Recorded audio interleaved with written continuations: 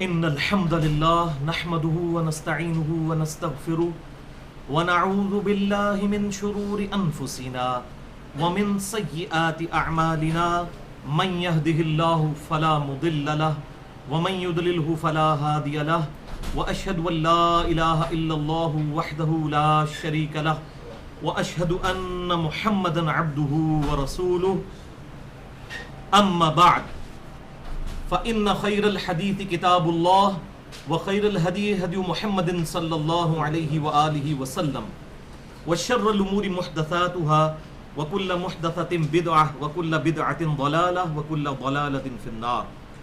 أعوذ بالله السميع العليم من الشيطان الرجيم من همزه ونفخه ونفثه. بسم الله الرحمن الرحيم. رب اشرح لي صدري ويسر لي أمري واحلل عقدة من لساني يفقهوا قولي. بسم الله الرحمن الرحيم.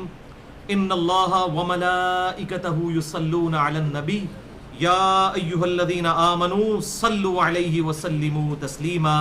اللهم صل على محمد وعلى آل محمد كما صليت على إبراهيم وعلى آل إبراهيم إنك حميد مجيد. اللهم بارك على محمد وعلى آل محمد كما باركت على إبراهيم وعلى آل إبراهيم إنك حميد مجيد. الحمدللہ آج 27 جون 2015 کو ہفتے کے دن 9 اور 10 رمضان المبارک 1436 ہجری کی درمیانی رات میں ہم انشاءاللہ تعالی قرآن کلاس نمبر 181 میں 181 میں سورۃ النحل کی آیت نمبر 35 سے لے کر 50 تک کل 16 آیات انشاءاللہ کور کریں گے. ان 16 آیات کے اندر اللہ تبارک و تعالی نے رسولوں کی بعثت کا مقصد بیان فرمایا ہے علیہم السلام، اور ان کے ماننے والے اور نہ ماننے والوں کا انجام کیا ہوگا، ہدایت اور گمراہی کے حوالے سے قیامت کے دن بھی اور دنیا کی زندگی میں اس کو ایڈریس کیا ہے. اور پھر ان آیات کا کنکلوڈ جو ہے وہ آیت سجدہ پر ہوگی، آیت نمبر 48، 49 اور 50، 3 آیات جن پر سجدہ تلاوت کرنا سنت ہے. انہی آیات کے کانٹیکسٹ میں ہم انشاءاللہ تعالی آج ڈیٹیل گفتگو بھی کریں گے.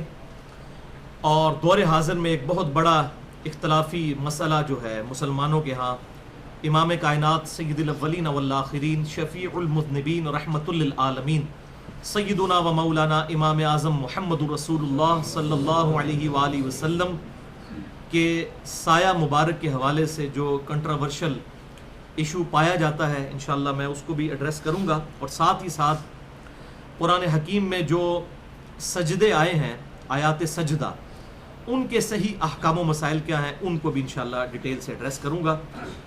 لیکن پہلے ہم یہ آیات کور کر لیتے ہیں. اعوذ باللہ من الشیطان الرجیم. بسم اللہ الرحمن الرحیم. وقال الذین اشرکوا، اور جن لوگوں نے شرک کیا وہ یہ کہتے ہیں، وہی لیم ایکسکیوز جو اکثر مشرکین اور کافروں کی طرف سے ہوتا ہے، لو شاء اللہ ما عبدنا من دونہ، اگر اللہ تعالیٰ چاہتا تو ہم کبھی بھی اللہ کے علاوہ کسی اور ہستی کی عبادت نہ کرتے. اسی قسم کے لیم ایکسکیوزز جو ہیں وہ مسلمانوں کے ہاں بھی دیے جاتے ہیں کہ اگر اللہ تعالیٰ چاہے تو ہم نماز پڑھ لیں گے. بھئی اللہ کبھی زبردستی نہیں کسی کے ساتھ کرے گا، کیونکہ اللہ تعالیٰ نے انسان اور جن ایسی مخلوق پیدا فرمائی ہے جو اپنی چوائس سے اپنے رب کو چوز کرے گی. انا ہدیناہ السبیل اما شاکرا و اما کفورا، بے شک ہم نے ہدایت واضح کر دی ہے، چاہو تو شکر گزاری کی روش اختیار کرو، ہمارا حکم مانو، چاہے ہماری ناشکری کرو. اللہ تعالیٰ زبردستی کسی کو ہدایت پر نہیں چلائے گا اور نہ گمراہی پر. کبھی ایسا نہیں ہوگا کہ آپ نماز پڑھنے کے لیے چلیں تو شیطان فزیکلی ٹینجیبل فارم میں سامنے آ جائے اور وہ کہے کہ آج میں نے تجھے مسجد میں نہیں جانے دینا. ایسا کبھی نہیں ہوگا. اور نہ کبھی ایسا ہوگا کہ اذان کی آواز آئے اور ہمارے قدم خود بخود مسجد کی طرف چل پڑیں. یہ اللہ تعالیٰ نے دنیا میں انسان کو اختیار دیا ہے. تو یہ لیم ایکسکیوز، اگر اللہ تعالیٰ چاہتا، اللہ تو زبردستی کرے گا نہیں، تو ہم کبھی بھی اس کے علاوہ کسی اور ہستی کی عبادت نہ کرتے. من دونہ من شیء، کسی کی بھی. نحن ولا آباؤنا، نہ تو ہم اس طرح کا کام کرتے نہ ہی ہمارے آباء و اجداد. ولا حرمنا من دونہ من شیء، اور نہ ہی ہم اللہ تعالیٰ کے حکم کے بغیر کسی شے کو حرام ٹھہرا لیتے.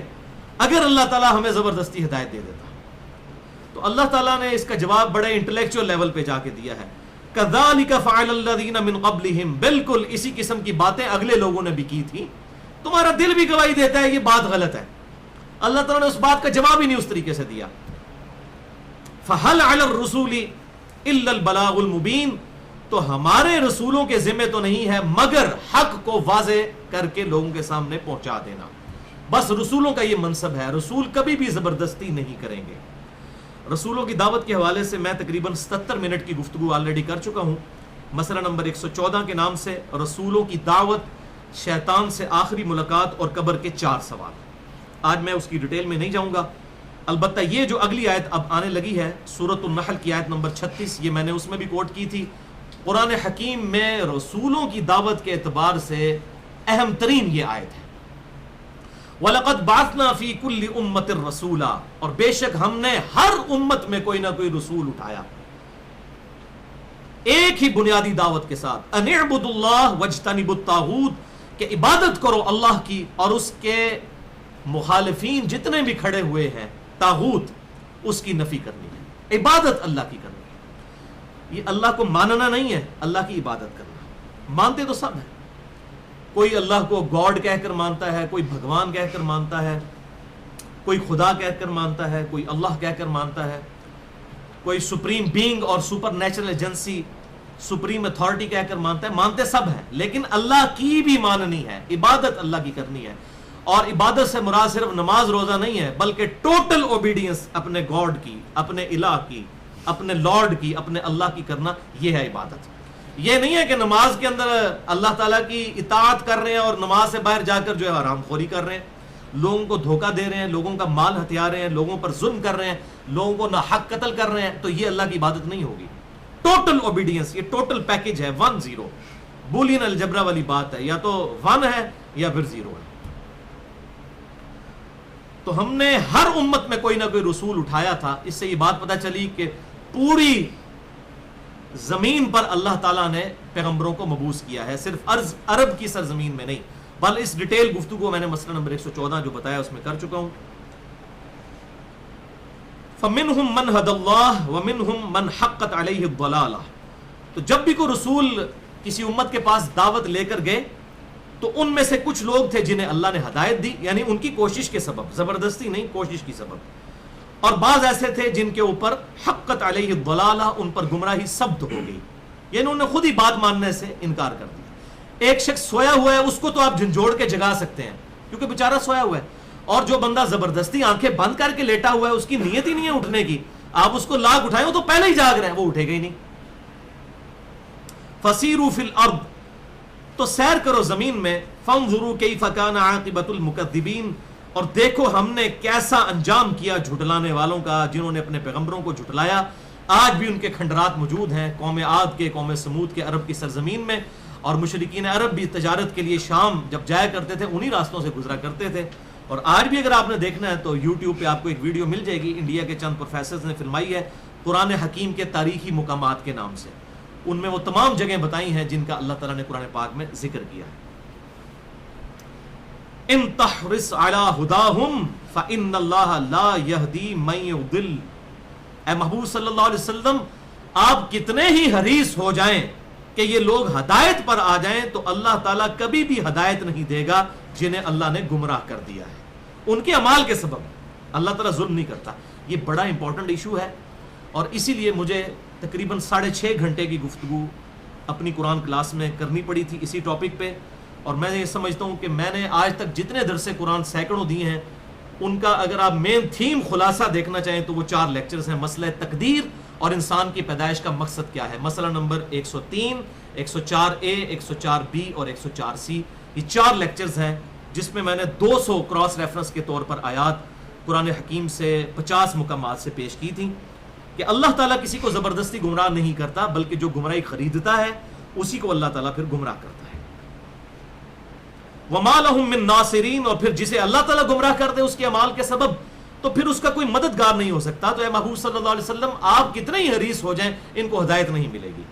وَأَقْسَمُوا بِاللَّهِ جَهْدَ أَيْمَانِهِمْ، اور یہ اللہ تعالیٰ کی قسمیں کھاتے ہیں بڑی مضبوط قسم کی. لا یبعث اللہ من یموت، کہ اللہ تعالیٰ کبھی نہیں اٹھائے گا جسے اللہ موت دے دے گا. مرنے کے بعد اللہ تعالیٰ زندگی نہیں، یعنی اللہ کو وہ مانتے تھے لیکن دوبارہ جی اٹھنے کو نہیں مانتے تھے. یعنی ایتھیسٹ نہیں تھے، وہ گاڈ میں بلیو کرنے والے تھے مشرکین عرب، لیکن وہ یہ کہتے تھے دوبارہ اللہ تعالیٰ زندہ نہیں کرے گا. بلا، کیوں نہیں، وعدن علیہ حقا، یہ وعدہ ہے بالکل سچا اور پکا اور کٹر قسم کا وعدہ ہے اللہ کی طرف سے. ولکن اکثر الناس لا يعلمون، لیکن اکثر لوگ اس کو جانتے ہی نہیں ہیں، اس کے اوپر غور و تفکر ہی نہیں کرتے. لِيُبَيِّنَ لَهُمُ الَّذِي يَخْتَلِفُونَ فِيهِ، اور یہ اللہ تعالیٰ کیوں زندہ کرے گا، قیامت والے دن کیوں اٹھائے گا مردوں کو، تاکہ اللہ تعالیٰ ظاہر کر دے جو لوگوں کے درمیان اختلاف تھا. وَلِيَعْلَمَ الَّذِينَ كَفَرُوا أَنَّهُمْ كَانُوا كَاذِبِينَ، اور تاکہ انکار کرنے والے یہ بات مان جائے پھر قیامت والے دن، یہ بات ان پر بالکل عیاں ہو جائے کہ وہ جھوٹے تھے. اس سے مراد کافر سے مراد آپ یہ یہود و نصارہ یا ہندوؤں کو نہ لیا کریں. قرآن کی ٹرم میں کافر سے مراد ہے انکار کرنے والا. ابو داؤد ترمذی کے اندر یہ حدیث موجود ہے. آپ صلی اللہ علیہ وسلم نے فرمایا من ترک الصلاۃ متعمدا فقد کفر، جس نے جان بوجھ کے نماز چھوڑی اس نے گویا کفر کیا. یعنی عقیدے میں مسلمان ہے لیکن عملاً وہ کافر ہے. تو چاہے کوئی عمل سے کفر کرے چاہے عقیدے میں کفر کرے، وہ سب کے سب اسی کیٹیگری میں فال کریں گے. اس لیے یہ کافرین کا ترجمہ کافر کرنا بالکل غلط ہے. ہماری ٹرم میں کافر سے مراد غیر مسلم لیا جاتا ہے، جبکہ قرآن کی ٹرم میں کافر سے مراد ہے انکار کرنے والا. اللہ کو مانتا ہے لیکن اللہ کی نہیں مانتا تو وہ بھی کافر ہے. مسلمان ہوتے ہوئے بھی کافر، انکار کرنے والا، نہ شکرا. انما قولنا لشیء، اب اللہ تعالیٰ جواب دے رہا ہے، یہ کہہ رہے کہ اللہ تعالیٰ زندہ نہیں کر سکے گا، مردوں کو نہیں کرے گا.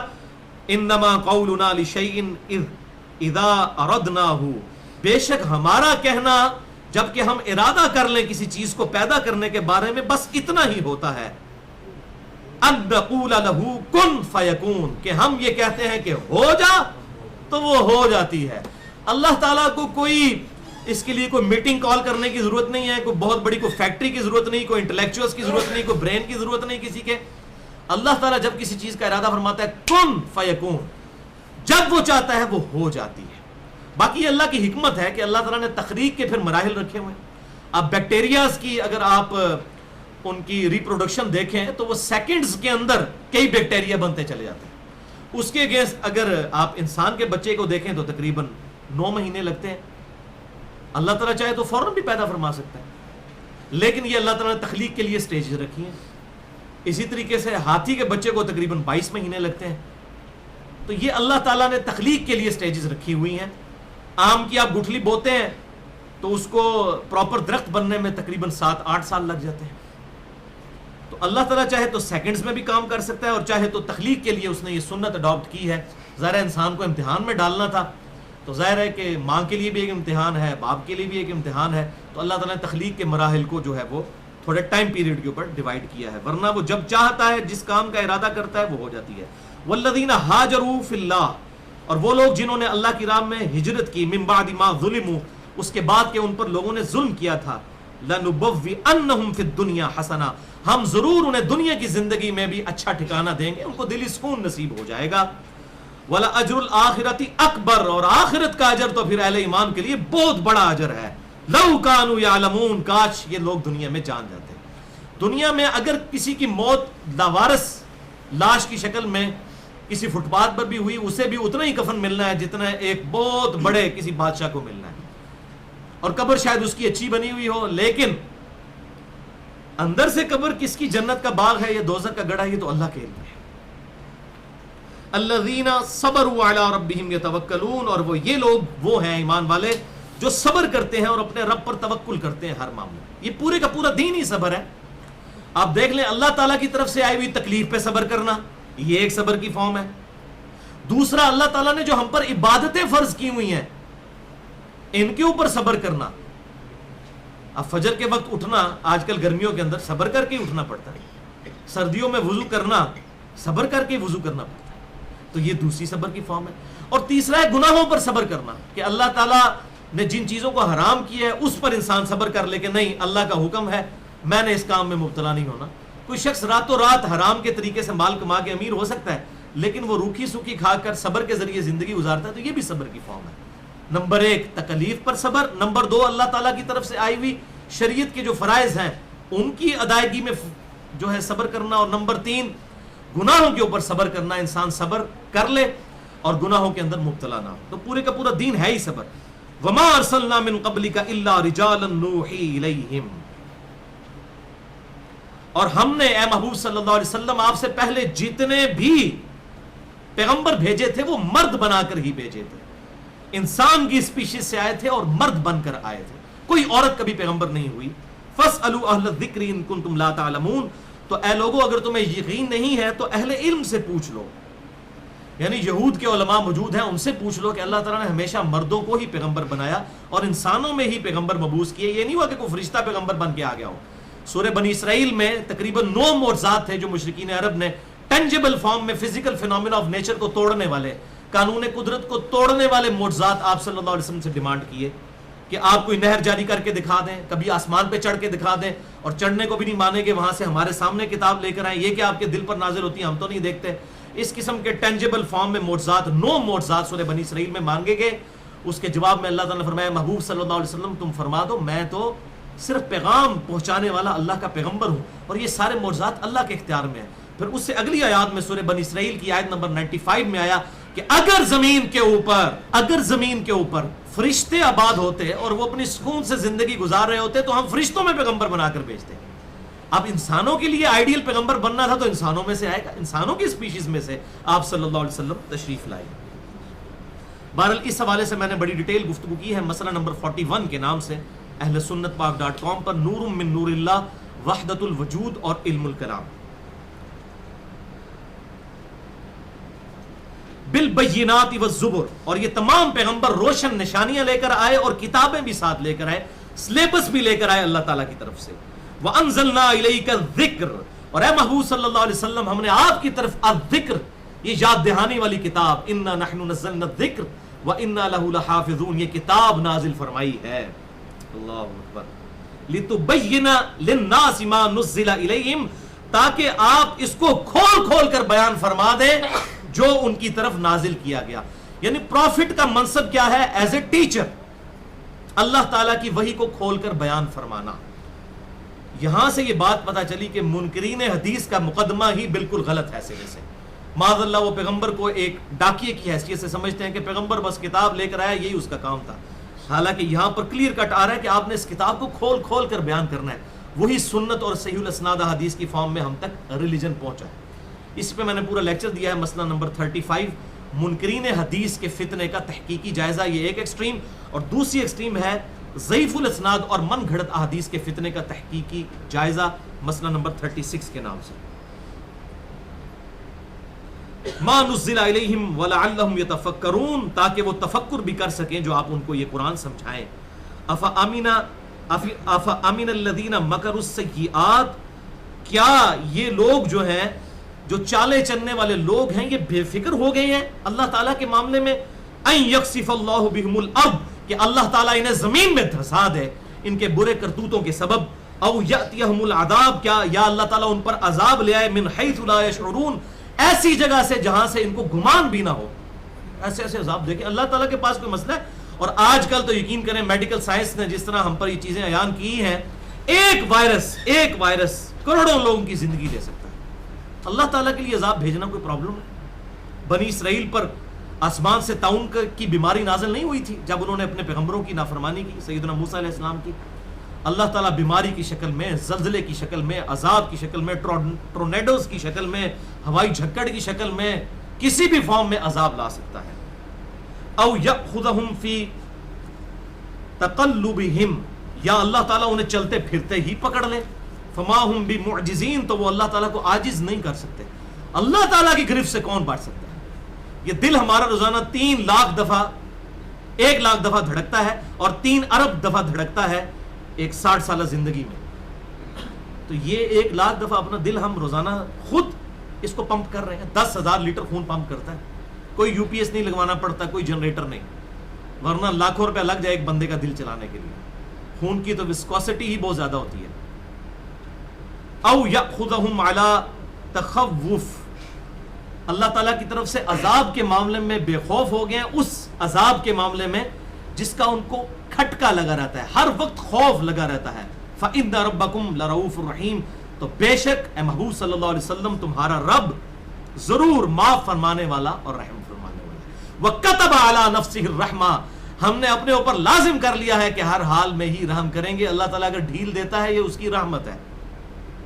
اور بخاری اور مسلم کی متفق علیہ حدیث ہے کہ آپ صلی اللہ علیہ وسلم نے ارشاد فرمایا، حدیث قدسی ہے، کہ اللہ تعالیٰ فرماتا ہے کہ میں نے مخلوقات کی پیدائش سے پہلے ہی اپنے پاس عرش پہ یہ عبارت لکھ لی تھی کہ میری رحمت میرے غضب پر سبقت لے جانے والی ہے. اور یہ یقین کریں انسان کے پاس بہت بڑا ایسٹ ہے کہ اللہ کی رحمت اس کے غضب پر حاوی ہے. اسی وجہ سے ہم بچ رہے ہیں، ورنہ قرآن حکیم میں سورہ فاطر میں اور کئی جگہ پر یہ مضمون آیا کہ اگر اللہ تعالیٰ لوگوں کو ان کی غلطیوں پہ پکڑنا شروع کر دے تو زمین پر ایک بھی چلنے پھرنے والا سلامت نہ چھوڑے. وَلِعَوْذُ بِاللَّهِ تَعَالَى. اب بھائیو وہ اہم ترین آیات آ رہی ہیں جن پہ میں نے ڈیٹیل سے گفتگو کرنی تھی. آخری 3 آیات ہیں اس رکوع کی، سورۃ النحل کی آیت نمبر 48 سے لے کر 50 تک. اولم یروا الی ما خلق اللہ من شیء، کیا انہوں نے نہیں دیکھا کہ اللہ تعالیٰ نے جتنی چیزیں تخلیق فرمائی ہیں اس کی جو مخلوقات ہیں ہر شے ان میں سے، یتفیأ ظلالہ، ان چیزوں کے جو سائے ہیں وہ لوٹتے ہیں، آتے اور جاتے رہتے ہیں، عن الیمین والشمائل، دائیں اور بائیں. یعنی صبح کے وقت جب سورج نکلتا ہے مشرق کی طرف سے تو ہمارا سایہ جو ہے وہ مغرب کی طرف گرتا ہے، اور جب شام کو وہ غروب ہونے لگتا ہے سورج مغرب میں تو ہمارا سایہ جو ہے وہ مشرق کی طرف زمین کے اوپر گرا ہوتا ہے. اور اس کو اللہ تعالیٰ نے تمثیلاً بیان فرمایا ہے کہ یہ گویا ایسا ہے سجدا للہ، یہ ہر شے کے سائے اللہ کو سجدہ کرتے ہیں. وہم داخرون، اور وہ اظہار عاجزی کر رہے ہوتے ہیں. یعنی اے باغی انسان تو اللہ کے سامنے سجدہ کرے یا نہ کرے، اللہ نے بائی ڈیفالٹ سجدہ رکھ دیا ہے. جب سورج نکلتا ہے صبح تو کتنا لمبا انسان کا سایہ ہوتا ہے مغرب کی طرف، پھر آہستہ آہستہ وہ کم ہونا شروع ہوتا ہے، اور بالکل جب سینٹر میں سورج آ جاتا ہے تو گرمیوں کے اندر تقریباً 0 ہو جاتا ہے، اور پھر بڑھنا شروع ہوتا ہے، بالکل لیٹ جاتا ہے، پورے انسان سے 3-4 گنا بڑا سایہ ہو جاتا ہے. اور صبح بالکل ارلی ان دا مارننگ تو 15-20 گنا بڑا سایہ ہوتا ہے. تو اللہ تعالیٰ فرماتا ہے تمہارے سجدوں کو ہم نے اظہار عاجزی کا ذریعہ بنا دیا، تم سجدہ کرو نہ کرو تمہارے سائے خود سجدہ کر رہے ہیں، یہ سایوں کے سجدے تمہارے عاجزی کا اظہار کر رہے ہیں. وَلِلَّهِ يَسْجُدُ مَا فِي السَّمَاوَاتِ وَمَا فِي الْأَرْضِ، اور ہر شے اللہ کو سجدہ کرتی ہے، ہر وہ شے جو آسمانوں کے اندر ہے جو زمین کے اندر موجود ہے، ہر شے اللہ کو سجدہ کرتی ہے، لیکن سوائے اس کے کہ جسے اللہ نے اختیار دیا ہے. انسان اور جن ان کو اختیار دیا ہے وہ بغاوت کرتے ہیں، اگر ان کو بھی زبردستی کروانی ہوتی تو کرتے. وَمَا فِي الْأَرْضِ مِن دَابَّةٍ، اور جو زمین کے اوپر جتنے بھی جاندار آباد ہیں، جتنے بھی چوپائے ہیں، جتنے بھی جانور ہیں، سب کے سب اللہ کو سجدہ کرتے ہیں. وَالْمَلَائِكَةُ، اور فرشتے بھی، وَهُمْ لَا يَسْتَكْبِرُونَ، اور یہ فرشتے جو ہے خصوصاً پرٹیکولر، اور باقی مخلوقات جو شریعت کی مکلف نہیں ہے، جن کو اللہ تعالیٰ نے آزادی نہیں دی ہوئی، یعنی جن اور انسانوں کے علاوہ جتنی مخلوقات ہیں یہ اللہ کے سامنے تکبر نہیں کرتی. یخافون ربہم، اپنے رب سے ڈرتے رہتے ہیں، من فوقہم، جو کہ ان پر چھایا ہوا ہے، ان پر بالادست ہے جو رب، اس سے ہر وقت ڈرتے رہتے ہیں. وَيَفْعَلُونَ مَا يُؤْمَرُونَ، اور وہی کام کرتے ہیں جن کا ان کو حکم دیا جاتا ہے. یہ آیات سجدہ ہیں، بعد میں سجدہ کر لیجئے گا، سنت ہے. انہی آیات کے کانٹیکسٹ میں میں نے ڈیٹیل سے انشاءاللہ گفتگو کرنی ہے 2 پرٹیکولر ٹاپکس کے اوپر. نمبر 1 آپ صلی اللہ علیہ وسلم کے مبارک سائے کے حوالے سے، کیونکہ اس آیت کے اندر سورہ النحل کی آیت نمبر 48 کے اندر یہ بات آئی کہ جتنی بھی مخلوقات ہیں اللہ تعالیٰ کی وہ اللہ کو سجدہ کرتی ہیں، ان کے سائے سجدہ کرتے ہیں. بائی ڈیفالٹ ہر انسان کا سایہ اللہ تعالیٰ کو سجدہ کرتا ہے، چاہے وہ اللہ کا نافرمان ہو، کافر ہو، یا مؤمن ہو، مسلم ہو، یا مشرک ہو، کوئی بھی ہو. اسی کانٹیکسٹ میں انشاءاللہ آپ صلی اللہ علیہ وسلم کے سایہ مبارک کے حوالے سے گفتگو کریں گے. اور دوسرا ٹاپک ڈسکس کریں گے انشاءاللہ آیت سجدہ کے اوپر. جو آیت سجدہ کے اوپر ہم سجدہ کرتے ہیں تلاوت کے اوپر، تو بھائیو سورۃ النحل کی آیت نمبر 48 49 اور 50 سے ہمیں یہ بات پتہ چلی کہ اللہ تعالیٰ کو ہر شے سجدہ کر رہی ہے اس کے سایوں کی فارم میں، چاہے وہ خود سجدہ کرے نہ کرے، جتنی بھی مٹیریل چیزیں ہیں ان کے سائے خود بخود اللہ کو بائی ڈیفالٹ سجدہ کر رہے ہیں. جب صبح کے وقت سورج نکلتا ہے تو اتنی لمبا سایہ ہوتا ہے گویا کہ وہ مغرب کی طرف اللہ تعالیٰ کو سجدہ کر رہے ہیں، اور جب شام کو غروب ہونے لگتا ہے تو گویا مشرق کی طرف وہ اللہ تعالیٰ کو اس کا سایہ سجدہ کر رہا ہوتا ہے. یہ سائے لوٹتے رہتے ہیں. تو یہ فزیکل فینومینا آف نیچر ہے اللہ تعالیٰ کی طرف سے، اور اسی لیے اللہ کو اوبے کر رہا ہے. جہاں پر انسان اور جنوں کو اللہ نے اختیار دیا ہے، وہ نماز پڑھے نہ پڑھے، اللہ کو سجدہ کرے نہ کریں، اللہ کو کوئی فرق نہیں پڑتا، لیکن وہ ان کی اپنی مرضی ہے. لیکن پھر بھی اللہ تعالیٰ نے جتنی مٹیریل چیزیں ہیں ان کو بائی ڈیفالٹ اپنے سامنے عاجزی کے طور پر جھکا لیا کہ ان کے سائے اللہ تعالیٰ کو سجدہ کرتے ہیں. تو یہ فزیکل فینومینا آف نیچر ہے، اور اپنی اصل کے اندر ہے کہ مٹیریل چیزیں جتنی بھی ہیں ان کے سائے ایگزسٹ کرتے ہیں، الا یہ کہ یہ بات نص قطعی سے ثابت ہو جائے کہ کسی چیز کا سایہ نہیں ہے. استثناء جب ثابت ہو جائے گا پھر ہم فزیکل فینومینا آف نیچر کو سائڈ پہ کر دیں گے. ہم کہیں گے فزیکل فینومینا آف نیچر قانون قدرت تو یہ ہے، لیکن اس معاملے میں یہ استثناء ہے، ایکسیپشن ہے. اور یہ ایکسیپشن جو بندہ کلیم کرے گا ہمیشہ اس دعویٰ کرنے والے کے اوپر دلیل ہوگی. اس کو آپ مثال سے سمجھ لیجئے. میں نے 3 مثالیں اس کے لیے رکھی ہیں سمجھانے کے لیے، تاکہ یہ پورا مقدمہ آپ صلی اللہ علیہ وسلم کے مبارک سائے کے حوالے سے جو ایگزیجریشن پائی جاتی ہے اس پہ سمجھ آ جائے. مثال کے طور پر میرا پہلا دعویٰ یہ ہے کہ ہمارے محبوب امام کائنات سید الاولین والآخرین شفیع المذنبین رحمت للعالمین سیدنا و مولانا امام اعظم محمد رسول اللہ صلی اللہ علیہ وآلہ وسلم اپنی ان 2 آنکھوں کے ساتھ اپنی پیٹھ کے پیچھے بھی دیکھ لیتے تھے. اگرچہ آپ کے یہاں پر کوئی آنکھ نہیں تھی، لیکن آپ صلی اللہ علیہ وسلم کو ان 2 آنکھوں کے ساتھ 360 ڈگری کا ویژن نظر آتا تھا. یہ میرا دعویٰ ہے، تو اس کی دلیل بھی مجھ پر ہی ہوگی. اب مثال کے طور پر کوئی شخص یہ کہتا ہے کہ جی آپ نے اتنا بڑا دعویٰ کیا ہے فزیکل فینومینا آف نیچر، قانون قدرت تو یہ ہے کہ 180 ڈگری تک ہی مشکل نظر آتا ہے، یہ پیچھے سے 360 ڈگری ویژن تو 2 آنکھوں سے نظر ہی نہیں آ سکتا. تو اب میں اپنے دعوے کے جواب میں اسے یہ کہوں کہ نہیں، تم یہ ثابت کرو کہ آپ صلی اللہ علیہ وسلم پیٹھ کے پیچھے نہیں دیکھ سکتے تھے، تو یہ بالکل میں بےہودہ بات کروں گا اور غیر علمی بات کروں گا، کیونکہ دعویٰ تو میں نے کیا ہے روٹین سے ہٹ کے، دلیل مجھے دینی ہوگی. اس کی بات 100% ٹھیک ہے کہ یہ پاسبل ہی نہیں ہے کہ 180 ڈگری سے پیچھے ویژن نظر آئے، یہ فزیکل فینومینا آف نیچر ہے. اور جب آپ اس میں ایکسیپشن ڈیمانڈ کر رہے ہیں تو پھر دعویٰ کرنے والے کے اوپر دلیل ہوگی. اور ڈاکٹر طاہر القادری صاحب تک بھی یہ بات پہنچے جو لوگوں کو دھوکہ دیتے ہیں اس قسم کی باتیں کر کے کہ جی یہ ثابت کرو کہ حضور نور نہیں ہے. دیکھیں، اور پھر لوگ مجھے بھی ای میلز کر رہے ہوتے ہیں، بیچارے پریشان ہوتے ہیں. خدا کے لیے جس کا دعویٰ ہوتا ہے دلیل اس نے پیش کرنی ہوتی ہے، دلیل اس کے اوپر ہوتی ہے. نور نہیں ہے یہ تو قیامت تک نہیں ہم ثابت کر سکتے، یہ ہم سے دلیل کیوں مانگ رہے ہیں؟ جب سورہ بنی اسرائیل کی آیت نمبر 95 میں آیا کہ زمین پر فرشتے آباد ہوتے تو ہم نورانی مخلوق فرشتوں میں پیغمبر بنا کر بھیجتے، انسان آباد ہے تو انسانوں میں آئیں گے.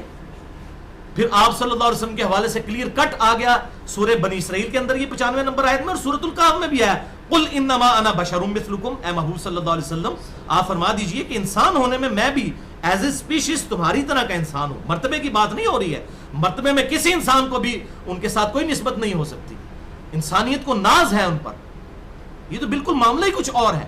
تو میں نے جب دعویٰ کیا ہے روٹین سے ہٹ کے کہ آپ صلی اللہ علیہ وسلم کو پیٹھ کے پیچھے دکھائی دیتا تھا، آپ کوئی مجھ سے کہتا ہے کہ جی یہ تو ہو ہی نہیں سکتا، تو دلیل میں نہیں دینی ہوگی، اس بیچارے نے نہیں دینی ہوگی، اس پہ تو ظلم ہے دلیل مانگنا. تو ہاں ہم دلیل دیتے ہیں. صحیح بخاری اور مسلم کی متفق علیہ حدیث ہے. صحیح بخاری میں 741 نمبر اور صحیح مسلم میں 958 نمبر ہے انٹرنیشنل نمبرنگ کے مطابق کہ آپ صلی اللہ علیہ وسلم نے صحابہ اکرام علیہم رضوان سے فرمایا تم کیا سمجھتے ہو کہ نماز پڑھنے کی حالت میں میرا منہ قبلے کی طرف ہوتا ہے؟ اللہ کی قسم تمہارا خشوع اور تمہارا رکوع مجھ پر پوشیدہ نہیں ہوتا. اللہ کی قسم میں اپنی پیٹھ کے پیچھے بھی تمہیں دیکھ رہا ہوتا ہوں، اپنے رکوع اور سجدے پوری طرح ادا کیا کرو. یعنی آپ صلی اللہ علیہ وسلم جب نماز پڑھتے تھے تو آپ صلی اللہ علیہ وسلم کو پیچھے نظر آ رہا ہوتا تھا. اگر کوئی بار بار اپنی داڑھی کو یوں کر رہا ہے یا زیادہ کھجلی کر رہا ہے جو نان سیریسلی وہ کھڑا ہوا ہے اور بار بار وہ ایسے ایسے کر رہا ہے، تو آپ صلی اللہ علیہ وسلم نے فرمایا تم نہ یہ سمجھنا کہ میرا رخ اس طرف ہے اور تم مجھے نظر نہیں آ رہے ہو، اللہ کی قسم میں اپنی پیٹھ کے پیچھے بھی تمہیں دیکھتا ہوں، تمہارا خشوع اور رکوع، یعنی کون کتنے خشوع سے نماز پڑھ رہا ہے، کتنی اٹینشن کے ساتھ، اور کون کتنا کیجولی پڑھ رہا ہے، مجھ پر یہ چیز پوشیدہ نہیں رہتی. تو یہ الحمدللہ میرا دعویٰ تھا، میں نے دلیل رکھ دی. اب دوسرا دعویٰ میرا کہ میرے محبوب امام کائنات صلی اللہ علیہ وسلم کے مبارک پسینے سے خوشبو آتی تھی، یہ ہے میرا دعویٰ.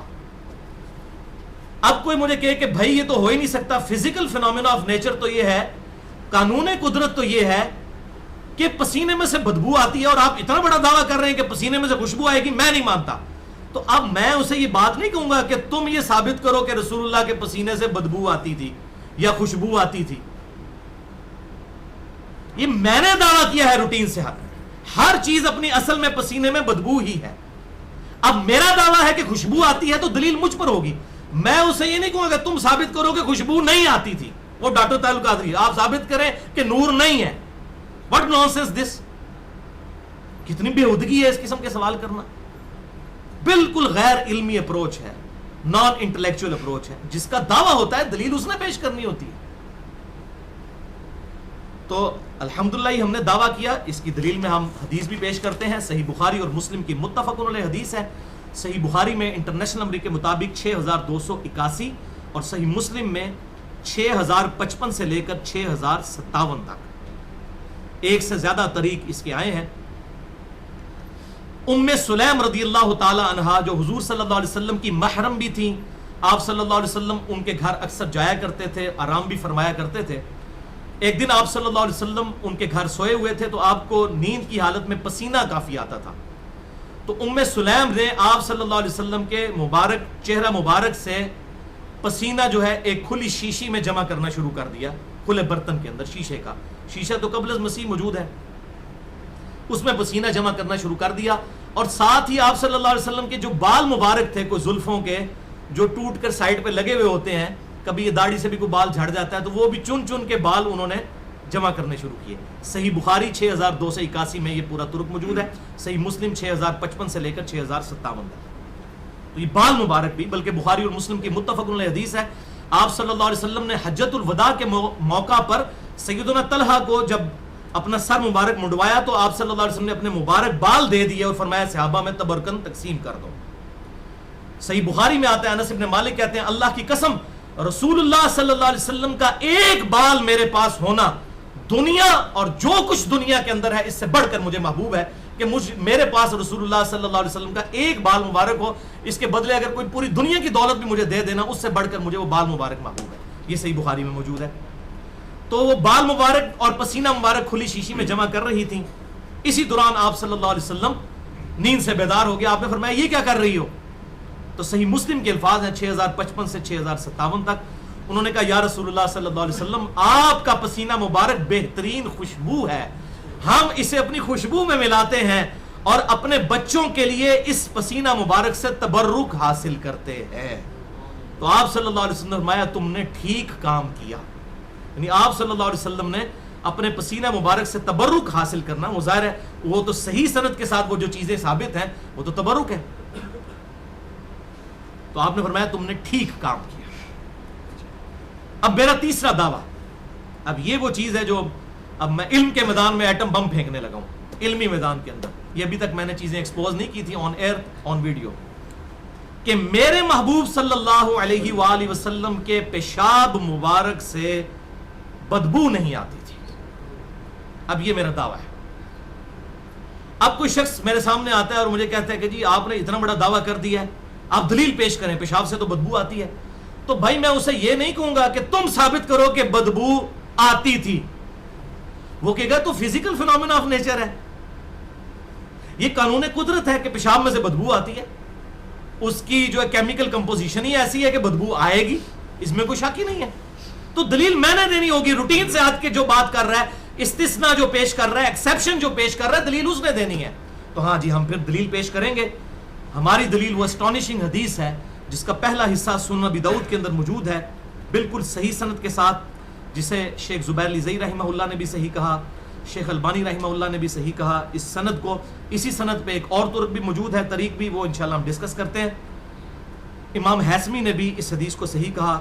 وہ سنن ابی داؤد میں انٹرنیشنل نمبر کے مطابق 24 نمبر حدیث ہے شروع کے اندر, کہ آپ صلی اللہ علیہ وسلم کے پاس ایک لکڑی کا پیالہ تھا جو آپ صلی اللہ علیہ وسلم رات کو اپنی چارپائی کے نیچے رکھ کر سوتے تھے, کہ رات کو کبھی نیند میں بیدار ہونا پڑے تو آپ صلی اللہ علیہ وسلم اس پیالے کے اندر پیشاب کیا کرتے تھے. ظاہر اس زمانے میں رات کے وقت باہر نکلنا, کوئی اٹیچ باتھ تو ٹوائلٹس تو ہوتے ہی نہیں تھے, تو باہر نکل کے پیشاب کرنا پڑتا تھا, اور خصوصاً سردیوں کی رات ہو تو بڑا تردد ہے. تو آپ صلی اللہ علیہ وسلم نے ایک پیشاب کے لیے ایک پیالہ بڑا سا لکڑی کا اپنی چارپائی کے نیچے رکھا ہوتا تھا, جس میں آپ صلی اللہ علیہ وسلم رات کو اٹھ کر پیشاب کیا کرتے تھے. اتنی حدیث ہے سنن ابی داؤد 24 نمبر, اور اسی ایگزیکٹ اسی سند کے اوپر. یہی طرق جب آتا ہے, اس کا ایک اور طریق الموجم الکبیر امام طبرانی کی کتاب میں انٹرنیشنل نمبر کے مطابق 527 نمبر, اور سنن کبری البیہقی امام بہقی کی کتاب میں انٹرنیشنل نمبر کے مطابق 13184 نمبر, اور مجمع الزوائد جو ابن حجر اسقلانی المتوفی 852 ہجری کے استاد ہیں, امام حیثمی رحمہ اللہ المتوفی 807 ہجری, انہوں نے مجموع الزوائد میں 14014 نمبر یہ حدیث لی ہے.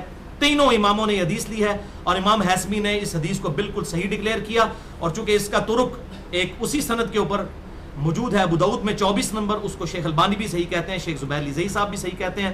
اور میں یہ بات بھی آن ایئر کر دوں کہ سب سے پہلے اس روایت کا مجھے شیخ زبیر لذیذ صاحب نے جو ہے وہ فون کے اوپر بتایا, آج سے تقریباً 5-6 سال پہلے کی بات ہے. میری فون پہ ان سے بات ہوئی تو مجھے کہنے لگے کہ علی بھائی وہ روایت بالکل صحیح ہے جو سنن طبرانی کے اندر موجود ہے, کہ آپ صلی اللہ علیہ وسلم کے پیشاب مبارک کے حوالے سے میں روایت بیان کر دیتا ہوں. اور الحمدللہ یہ بالکل ڈنکے کی چوٹ پہ, جس نے چیک کرنا ہے وہ ترک جا کے 24 نمبر سنن ابی داؤد کا چیک کر لے, اس کی سند میچ کر لے دوسرے کے ساتھ. وہی سارے راوی موجود ہیں, 2 راوی اس میں ایڈ ہوئے ہیں, اور دونوں راوی ثقہ ہیں. ایک احمد بن حنبل کا بیٹا عبداللہ ہے, اور دوسرا یحییٰ ابن معین ہے جو احمد بن حنبل اور امام بخاری کے استاد ہیں.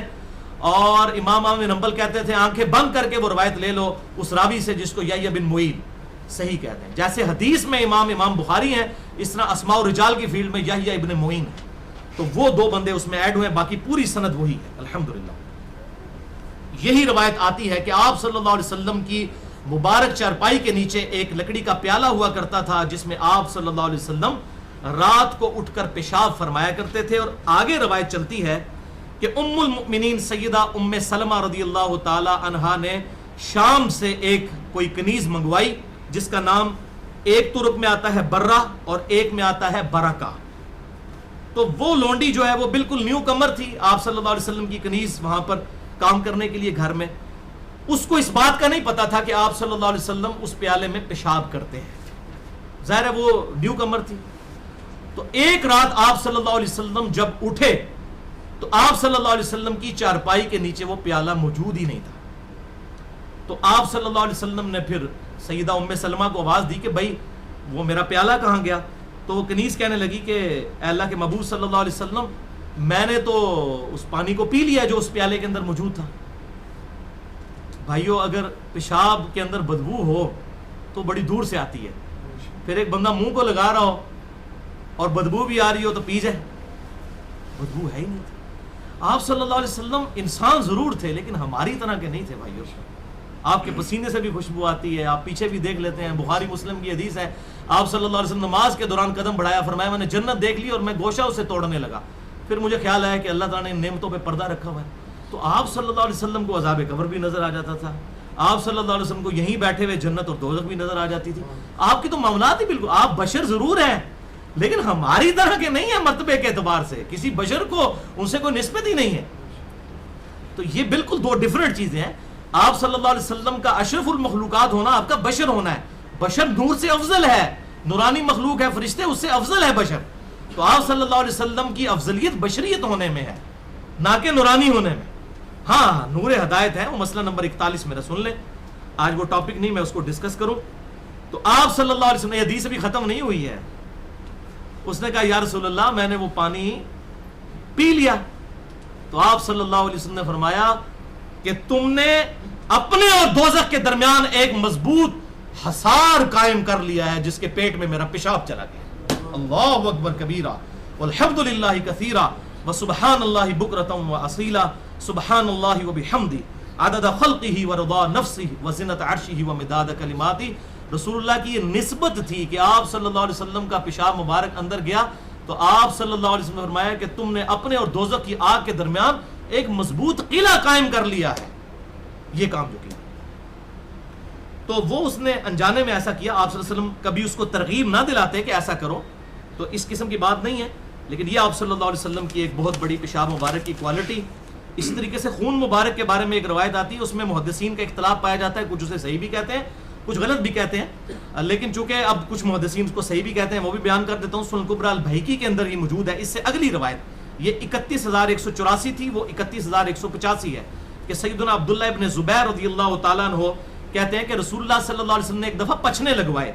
یہ الحجامہ جو ہم بلڈ سکنگ والا جو طریقہ علاج ہے تو اس کے ذریعے خون نکالا جاتا ہے, تو پچھنے لگائے تو آپ صلی اللہ علیہ وسلم نے مجھے وہ پیالہ دے دیا اور مجھے کہا کہ اسے ایسی جگہ پر دفن کر دینا جہاں پر کوئی نہ انسان اپروچ کر سکے نہ کوئی درندہ اس کو اپروچ کر سکے. انہوں نے وہ خون مبارک لیا اور سائڈ پہ جا کے پی لیا سارا. تو آئے تو آپ صلی اللہ علیہ وسلم فرمایا کہ وہ خون محفوظ جگہ پر چھوڑا ہے. ان کا یا رسول اللہ بڑی محفوظ جگہ پہ چھوڑا ہے. تو حضور کو نا یہ بات جو ہے نا وہ کلک کر گئی. آپ نے فرمایا مجھے لگتا ہے کہ تو نے اس خون کو پی لیا ہے.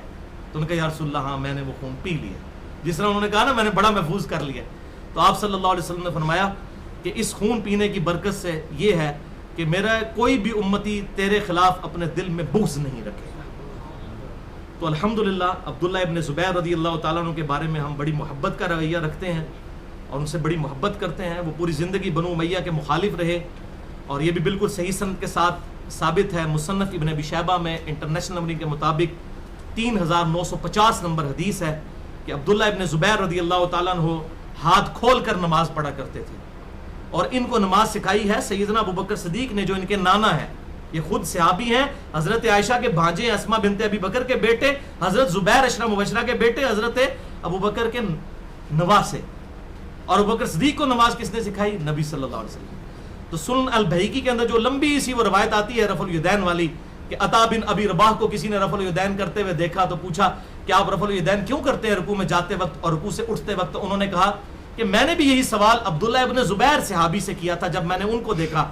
تو انہوں نے کہا کہ میں نے یہ سوال ابوبکر صدیق سے کیا تھا جب ان کو میں نے دیکھا رکوع میں جاتے وقت اور رکوع سے اٹھتے وقت رفع الیدین کرتے, تو انہوں نے مجھے بتایا کہ نبی صلی اللہ علیہ وسلم بھی ایسا کرتے تھے. یہ بالکل صحیح سند کے ساتھ سنن البیہقی کے اندر موجود ہے. جو میں نے اپنا جو لیکچر ہے مسئلہ نمبر 70B رفع الیدین سے متعلق فرقہ وارانہ نظریات کا تحقیقی جائزہ اس میں بیان کیا. تو عبداللہ ابن زبیر رضی اللہ تعالیٰ عنہ یعنی انہوں نے اس سنت کو بھی زندہ رکھا ہاتھ چھوڑ کر نماز پڑھنے کو. تو جب کوئی صحابی سے عمل ثابت ہو جائے اور کوئی صحابی اسے بدعت نہ کہے غلط نہ کہے تو وہ بھی سنت کی کیٹیگری میں فال کرتا ہے. موقوفاً وہ بھی سنت ہے, ہاتھ باندھ کر نماز پڑھنا بھی اور ہاتھ چھوڑ کر بھی, کیونکہ عبداللہ ابن زبیر نے نماز کا طریقہ ظاہر حضور کو دیکھا بھی ہوا تھا, انہوں نے حضرت ابوبکر صدیق سے سیکھا. تو یہ بھی بالکل صحیح ہے اور ہم اس کے قائل ہیں, ہم نے تو اپنے ریسرچ پیپر پہ لکھ دیا.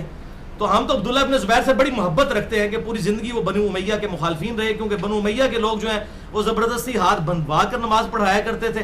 ان کے مخالفین عبداللہ ابن زبیر مخالفت کرنے والے تھے چونکہ, تو انہوں نے اس معاملے میں اور پھر انہوں نے الحمدللہ تقریباً 8-9 سال کے لیے خلافت بھی قائم کی. سیدنا حسین کی شہادت کے بعد انہوں نے یزید کے خلاف جو ہے وہ علم بلند کیا تھا اور ایک حق کی آواز انہوں نے بلند کی. الحمدللہ ہم ان سے دلی طور پر محبت کرتے ہیں.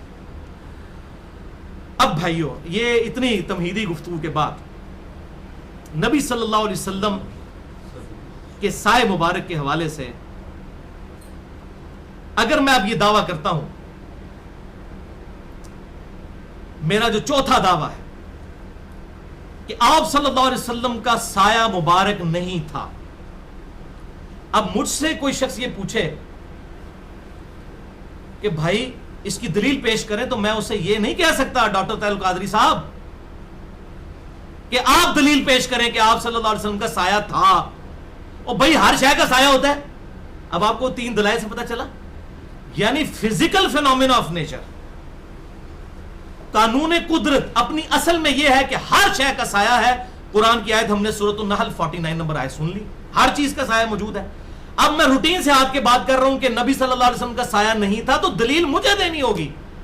اب مجھ سے جو پوچھتا ہے جی آپ بتائیں کہ یہ سایہ جو ہے وہ نہیں تھا تو دلیل دے، میں کو نہیں، آپ ثابت کرو کہ سایہ تھا، تو نان سینس کوسچن ہے بھئی. روٹین سے جو ہٹ کر دعویٰ کرے گا اس نے دلیل پیش کرنی ہوگی. تو الحمدللہ یہ جو میں نے چوتھا دعویٰ کیا ہے یہ 100% باطل اور جھوٹا دعویٰ ہے. قرآن حکیم سورۃ النحل کی آیت نمبر 49 کے بھی اگینسٹ ہے. اور اس حوالے سے میرا چیلنج ہے اس ویڈیو کی وساطت سے ڈاکٹر طاہر القادری سمیت تمام بڑے بڑے سو کالڈ لوگوں کو جو اپنے آپ کو بڑا دعوے دار سمجھتے ہیں اس حوالے سے کہ دنیا کی کسی حدیث کی کتاب میں کوئی ایک روایت بتا دیں. ہم صحیح اور ضعیف کی بات بھی نہیں ابھی کر رہے. مین سٹریم کی اہل سنت کی کسی کتاب میں کوئی ضعیف سند کے ساتھ بھی روایت پیش کریں مین سٹریم کی کتابوں میں سے کہ آپ صلی اللہ علیہ وسلم کا مبارک سایہ نہیں تھا. علامات نبوت پہ پورے پورے چیپٹر موجود ہیں.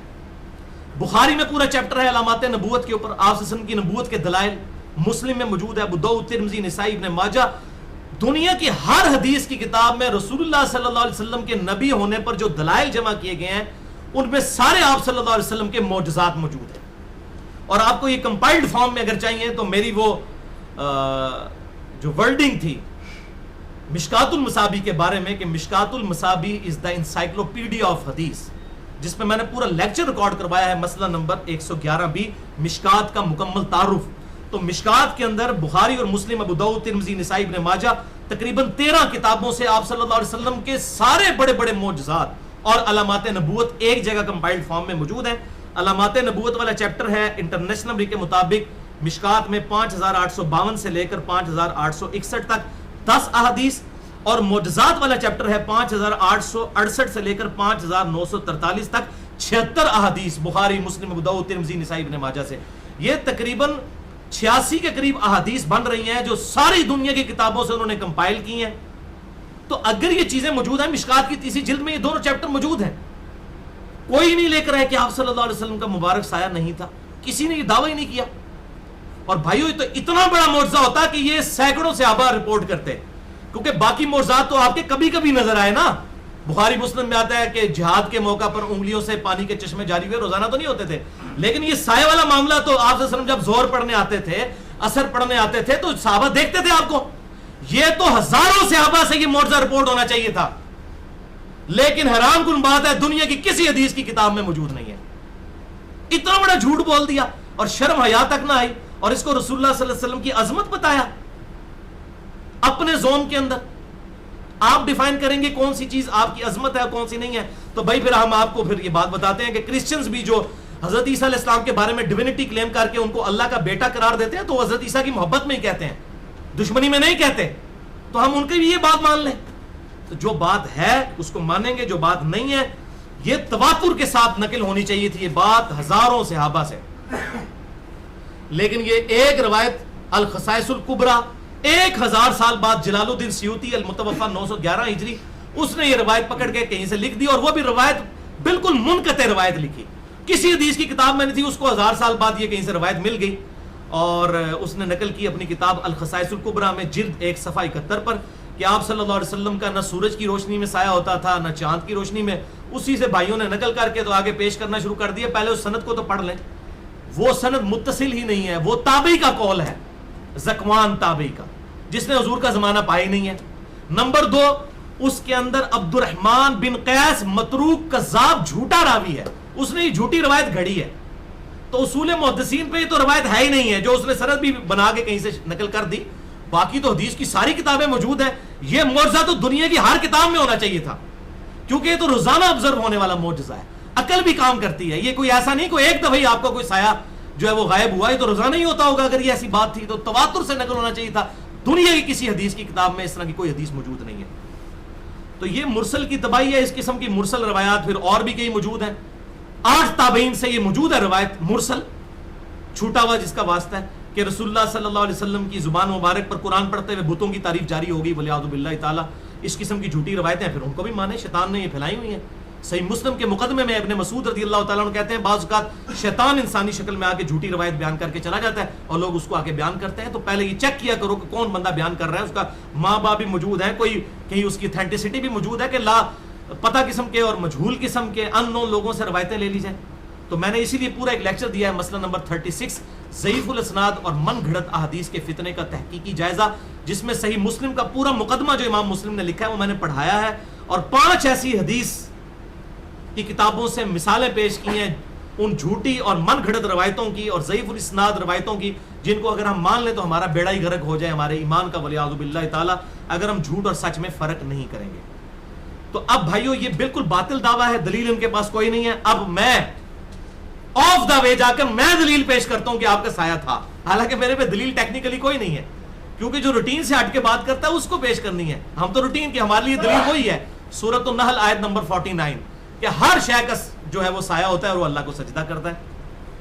اب روٹین سے ہٹ کے میں آپ کو 3 حدیثیں پیش کرتا ہوں۔ نمبر 1، المستدرک للحاکم میں انٹرنیشنل نمبر کے مطابق 8408 نمبر حدیث ہے، جسے امام ذہبی نے بھی صحیح کہا، امام حاکم نے بھی صحیح کہا، صحیح سند کے ساتھ ہے، اور صحیح ابن خزیمہ میں 892 نمبر ہے، کہ آپ صلی اللہ علیہ وسلم فرماتے ہیں رات کے وقت آپ صلی اللہ علیہ وسلم اٹھے، آپ نے نماز پڑھی اور نماز کے دوران ایک ایسا عمل کیا کہ صحابہ کہتے ہیں ہم نے آپ کو ایسا عمل پہلے کرتے ہوئے نہیں دیکھا، کہ آپ نماز کی حالت میں آپ تھوڑا سا آگے بڑھے اور آپ نے اپنا ہاتھ بلند کیا، پھر آپ پیچھے ہٹے۔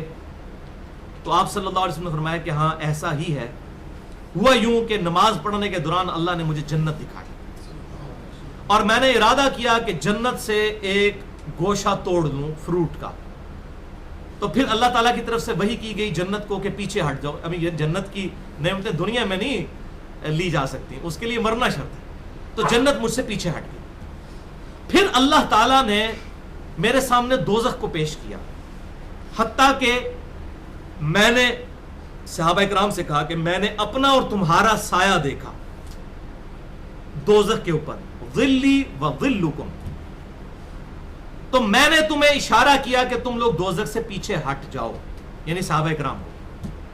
تو اللہ نے مجھے وحی کی کہ اے اللہ کے محبوب صلی اللہ علیہ وسلم، آپ اس معاملے کو چھوڑ دیجئے، ان کو یہیں پر کھڑا رہنے دیں، جو خواب میں وہ دکھایا گیا، آپ کا سایہ اور آپ کے صحابہ کا سایہ۔ آپ صلی اللہ علیہ وسلم پیچھے ہٹ گئے، لیکن صحابہ کو وہاں پر کھڑے رہنے دیا گیا۔ پھر آپ صلی اللہ علیہ وسلم نے فرمایا اس خواب نہیں، یہ بالکل بیداری میں آپ کے ساتھ عمل ہوا، اس کی میں نے یہ تعویل کی ہے کہ میری وفات کے بعد میری امت کو آزمائشوں میں ڈالا جائے گا، فتنوں میں ڈالا جائے گا، یعنی میں تو اس آزمائش، وہ آگ جو آزمائش کی شکل میں دکھائی گئی جہاں پر آپ صلی اللہ علیہ وسلم نے اپنا اور صحابہ اکرام کا سایہ دیکھا، لیکن آپ صلی اللہ علیہ وسلم کو اللہ تعالیٰ نے آزمائشوں سے بچا لیا، لیکن آپ کی وفات کے بعد آپ کے صحابہ کے اوپر وہ آزمائشیں آئیں، اور آپ کو پتہ ہی ہے، ہم تو اکثر اس پہ لیکچر دیتے ہیں، مسئلہ نمبر 101 جنگ جمل، صفین، نہروان کے حوالے سے اتنی بڑی بڑی آزمائشیں پھر صحابہ اکرام پر، اور انس بن مالک اس کے راوی ہیں، سب سے بڑی تو ان پر آزمائش آئی، بنو امیہ کے حجاج ابن یوسف نے، صحیح بخاری میں آتا ہے کہ آپ کے اوپر کتنے ظلم کیے، یہ آپ صلی اللہ علیہ وسلم کو دکھایا گیا۔ تو اس میں الفاظ ہے ظلی و ظلکم، میں نے اپنا اور تمہارا سایہ، تو اس پہ تو کوئی تعویل کر سکتا ہے کہ یہ کوئی تمثیل دکھائی گئی تھی، لہٰذا ہم اگلی 2 روایتیں بالکل ایسی پیش کریں گے جس میں تعویل کی گنجائش نہیں۔ دوسری روایت مسند امام احمد میں جلد 6 صفحہ 131 پہ انٹرنیشنل نمبر کے مطابق 25046 نمبر ہے، سیدہ عائشہ کہتی ہیں ایک سفر کے دوران سیدہ صفیہ رضی اللہ تعالی عنہا ام المؤمنین کا اونٹ بیمار ہو گیا، تو آپ نے سیدہ زینب سے کہا کہ تمہارے پاس ایک سے زیادہ اونٹ ہیں، ایک اونٹ جو ہے وہ صفیہ کو دے دو، لیکن وہ چونکہ آپس میں سوکنے تھیں، تو انہوں نے کہا یا رسول اللہ اس یہودیہ کو تو میں نہیں دوں گی، کیونکہ وہ یہودیوں میں سے تھی لیکن مسلمان ہو گئی بھی تھی حضرت صفیہ۔ تو آپ صلی اللہ علیہ وسلم اتنے سخت ناراض ہوئے حضرت زینب کی اس بات کے اوپر کہ حضرت عائشہ کہتی ہیں پھر آپ صلی اللہ علیہ وسلم 3 مہینے تک حضرت زینب کے ہاں نہیں نکلے۔ 3 مہینے جب گزرے تو آپ صلی اللہ علیہ وسلم ان کی طرف گئے، تو حضرت زینب کے الفاظ ہیں کہ میں نے دوپہر کے وقت دور سے سایہ آتا ہوا محسوس کیا، ظلہ کے الفاظ ہیں آپ صلی اللہ علیہ وسلم کے سایہ مبارک، جب وہ میرے قریب آیا تو میں نے آپ صلی اللہ علیہ وسلم کو دیکھا کہ یہ تو آپ صلی اللہ علیہ وسلم تھے۔ اسی کا ایک طرق آگے مسند امام احمد میں موجود ہے، تیسری حدیث جلد 6 صفحہ 337 پر انٹرنیشنل نمبر کے مطابق 26908، جس میں خود حضرت صفیہ یہ بیان کر رہی ہیں کہ مجھے اس طریقے سے زینب نے کہہ دیا تھا یہودیہ، تو آپ صلی اللہ علیہ وسلم 3 مہینے تک ناراض رہے، اور حجۃ الوداع کے موقع پر یہ معاملہ ہوا تھا، تو آپ صلی اللہ علیہ وسلم پھر ربیع الاول کے مہینے میں تشریف لے گئے۔ اس سے یہ بات پتہ چلی کہ ربیع الاول کے مہینے تک آپ صلی اللہ علیہ وسلم جو ہے وہ دنیاوی زندگی کے ساتھ دنیا میں موجود تھے، یعنی آپ کی وفات سفر میں نہیں ہوئی ہے، ربیع الاول میں ہی ہوئی ہے، یہ کنفرم ہے، سوموار کے دن 12 ربیع الاول کو نہیں ہوئی۔ میرا مسئلہ نمبر 26 مسئلہ نمبر ربیع الاول سے متعلق 3 غلط فہمیاں وہ سن سکتے ہیں۔ تو آپ صلی اللہ علیہ وسلم اپنی وفات والے مہینے 3 مہینے کے بعد ناراض ہونے کے بعد حضرت زینب کے پاس آئے تو حضرت زینب کے الفاظ دیکھیں، میں نے دور سے کسی مرد کا سایہ آتے ہوئے محسوس کیا، مرد کا۔ اور وہ کہتی ہیں کہ جب وہ میں نے سوچا کہ اس وقت میرے خیمے میں کون سا مرد آ رہا ہے، کیونکہ وہ یہ گمان کر رہی تھی 3 مہینے سے حضور ناراض تھے تو حضور صلی اللہ علیہ وسلم تو نہیں ہو سکتے، تو انہوں نے کہا یہ کوئی اجنبی مرد میرے خیمے کی طرف آ رہا ہے، دور سے انہوں نے دیکھا۔ اگر وہ آپ کا فزیکلی سایہ نہ ہوتا جن کا یہ کہنا ہے تو کہتی ہاں جی سایہ چونکہ کوئی نہیں ہے لہذا حضور صلی اللہ علیہ وسلم ہی آ رہے ہیں، تو کہتی ہیں میں نے کہا یہ مرد کون آ رہا ہے میرے خیمے کی طرف جبکہ رسول اللہ میرا مرد تو مجھ سے ناراض ہے، بالکل کلیئر کٹ۔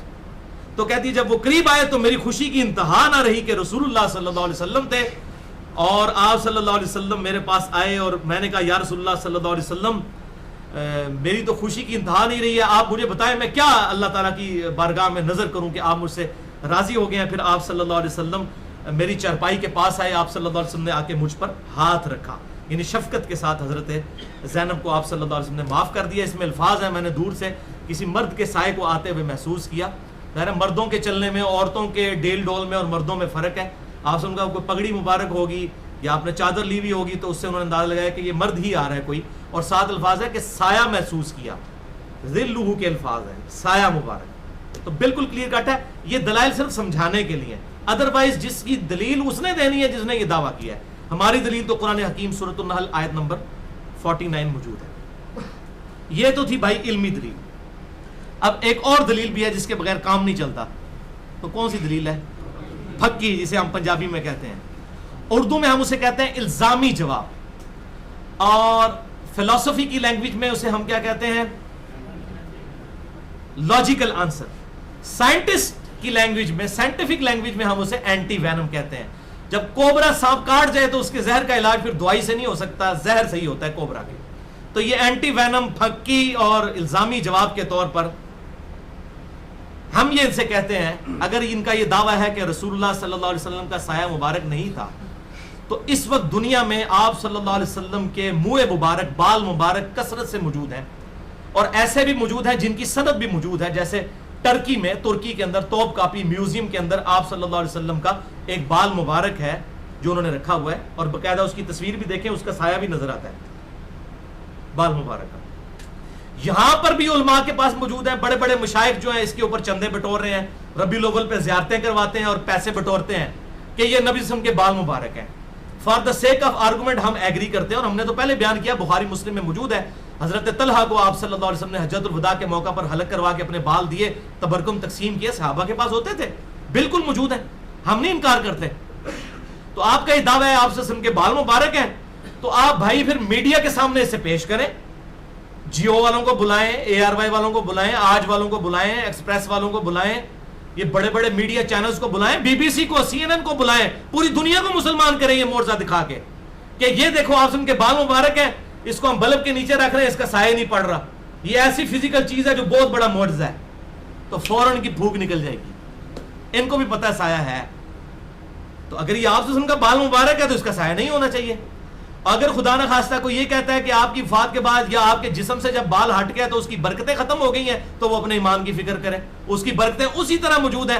اس کی دلیل اب ہم آپ کو دیتے ہیں کہ آپ کی زندگی مبارک میں آپ کے جسم سے اگر بال جڑا ہو تب بھی برکت والا ہے، اگر وہ ٹوٹ جائے تب بھی وہ برکت والا ہے۔ صحابہ کرام اس سے توسل اور وسیلہ اختیار کیا کرتے تھے۔ اس کے ثبوت میں صحیح بخاری میں انٹرنیشنل نمبر کے مطابق 5896 نمبر حدیث ہے، ام المؤمنین ام سلمہ رضی اللہ تعالی عنہا کے پاس رسول اللہ صلی اللہ علیہ وسلم کے مبارک بالوں کا ایک گچھا تھا۔ یہ میں کوئی سٹوری بک نہیں پڑھ رہا، صحیح بخاری 5896، جو انہوں نے ایک چھوٹے سے شیشی میں رکھا ہوا تھا، اور جب کبھی بھی کوئی شخص بیمار ہو جاتا یا اسے نظر لگ جاتی تو وہ اپنا پانی کا برتن ام سلمہ کو بھیجتا، تو وہ مبارک بالوں والی شیشی اس میں ڈبو کے ہلا کر دیا کرتی تھی مریضوں کے شفا کے لیے۔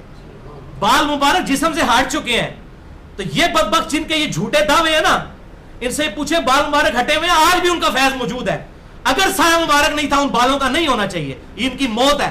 اپنے سارے مرے ہوئے بزرگوں کو بھی اگر بلا سکتے ہیں for the sake of argument بلا لیں, اور جتنے زندہ ہیں ان سب علماء کو جمع کریں, میری اس پھکی کا جواب دیں, یا پھر یہ پھکی لے کے اپنا ہاضمہ درست کریں اور یہ غلط لوگوں کو عقیدے نہ بتائیں, بال مبارک کا سایہ دکھائیں. اسی طریقے سے یہ تو بال مبارک کی بات ہو رہی ہے, آپ صلی اللہ علیہ وسلم کے وہ جسم کا ٹکڑا تھا, آپ صلی اللہ علیہ وسلم کے جسم پہ جو کرتا آتا تھا جو جسم کا حصہ نہیں تھا الگ سے تھا, اس کے بارے میں صحیح مسلم میں انٹرنیشنل نمبر کے مطابق 5409 نمبر حدیث ہے. اسما بنت ابی بکر کہتی ہیں حضرت عائشہ جب فوت ہونے لگی ان سے میں نے رسول اللہ کا ایک کرتا لے لیا جو آپ صلی اللہ علیہ وسلم پہنا کرتے تھے, سرخ رنگ کا وہ کرتا تھا دھاری دار, اور آپ صلی اللہ علیہ وسلم اسے پہنا کرتے تھے, اور ہم اس کرتے کو پانی میں بھگو کر اس کا دھون مریضوں کو شفا کے لیے پلاتے ہیں. تو آپ کے تبرکات کا توسل تو آج تک قائم ہے. تو اگر ان کا یہ دعویٰ ہے کہ منہ مبارک ہیں ان کے پاس, اور واقعی ہے, جیسا کہ توپ کاپی میوزیم کو تو میں کہتا ہوں کہ بالکل وہ صحیح سند کے ساتھ مسلمان حکمرانوں نے ٹرانسفر کی ہیں وہ چیزیں جو میوزیم کے اندر موجود ہیں, ان کے سائے تو موجود ہیں. چلے ان کے بزرگوں کو کہ لائیں نا بال مبارک رکھے سامنے, بی بی سی کو, سی این این کو بلائیں, جیو والوں کو بلائیں, ایئر وے والوں کو, آج ٹی وی والوں کو, سب کے سب لوگوں کو یہ اپنا کرشمہ دکھائیں. میں کہتا ہوں غیر مسلم بھی کروڑوں کی تعداد میں مسلمان ہو جائیں گے اتنا بڑا زندہ معجزہ دیکھ کے. یہ ایسا ہے ہی نہیں ہے معاملہ, ایم ہی جھوٹ کیا ہوا ہے.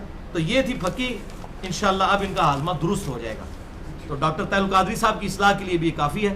تو آپ صلی اللہ علیہ وسلم کے اتھینٹک جو تبرکات کا فیض آج تک جاری ہے, اور اس میں میں نے پورا لیکچر بھی دیا ہے. مسئلہ نمبر 43 وسیلہ اور توسل کے صحیح احکام و مسائل. اب رہا نور بشر والا مسئلہ تو وہ اس کے اندر خود بخود ہی حل ہو گیا, مجھے آگے کوئی اس میں ورڈک دینے کی ضرورت نہیں. باقی جسے شوق ہو تو مسئلہ نمبر 41 دیکھ سکتا ہے, نور من نور اللہ وحدت الوجود اور علم الکلام, اہل سنت پاک.com پر. تو اصولی بات سمجھ لیجئے, آپ صلی اللہ علیہ وسلم کے حوالے سے جو بھی دعویٰ روٹین سے ہٹ کے کیا جائے گا اس کے دعویٰ کرنے والے پر دلیل ہوگی, نہ کہ جو انکار کرے گا اس کے اوپر دلیل ہوگی. آپ صلی اللہ علیہ وسلم بشر بھی ہیں, آپ صلی اللہ علیہ وسلم نور ہدایت بھی ہیں, لیکن آپ کی سپیشیز جو ہے وہ بشر والی ہے, نورانی نہیں ہے. آپ نور ہدایت ہیں, الحمدللہ سراج منیرہ ہیں, اور اس میں میں نے کئی احادیث بیان کی ہیں آپ صلی اللہ علیہ وسلم کی نور ہدایت ہونے کے حوالے سے اور آپ صلی اللہ علیہ وسلم کے فیض پہنچنے کے اعتبار سے. ابھی ہماری تقریباً 12-13 منٹ کی گفتگو کم از کم باقی ہے, لیکن ایک دفعہ دروشی پڑھ لیجئے. اللہم صلی علی محمد وعلی آل محمد کما صلیت علی ابراہیم وعلی آل ابراہیم انک حمید مجید. اللہم بارک علی محمد وعلی آل محمد کما بارکت علی ابراہیم وعلی آل ابراہیم انک حمید مجید. بھائیو آخر میں چونکہ سورۃ النحل کی آیت نمبر 48, 49 اور 50 ڈسکس ہوئے ہیں, آیت سجدہ, اس کے حوالے سے میں چاہ رہا ہوں کہ جنت کے 8 دروازوں کی نسبت سے صرف 8 حدیثیں بیان کر کے سجدہ تلاوت جو ہوتا ہے قرآن حکیم کی آیات پڑھتے ہوئے یا سنتے ہوئے, اس کے شرعی احکام بھی افراط و تفریط سے ہٹ کر بیان کروں. جنت کے 8 دروازوں کی نسبت سے میں نے 8 احادیث کمپائل کی ہیں ایک انٹلیکچوئل ترتیب کے ساتھ. پہلی حدیث صحیح بخاری اور مسلم کی متفق علیہ حدیث ہے, بخاری میں 1076, مسلم میں 1296.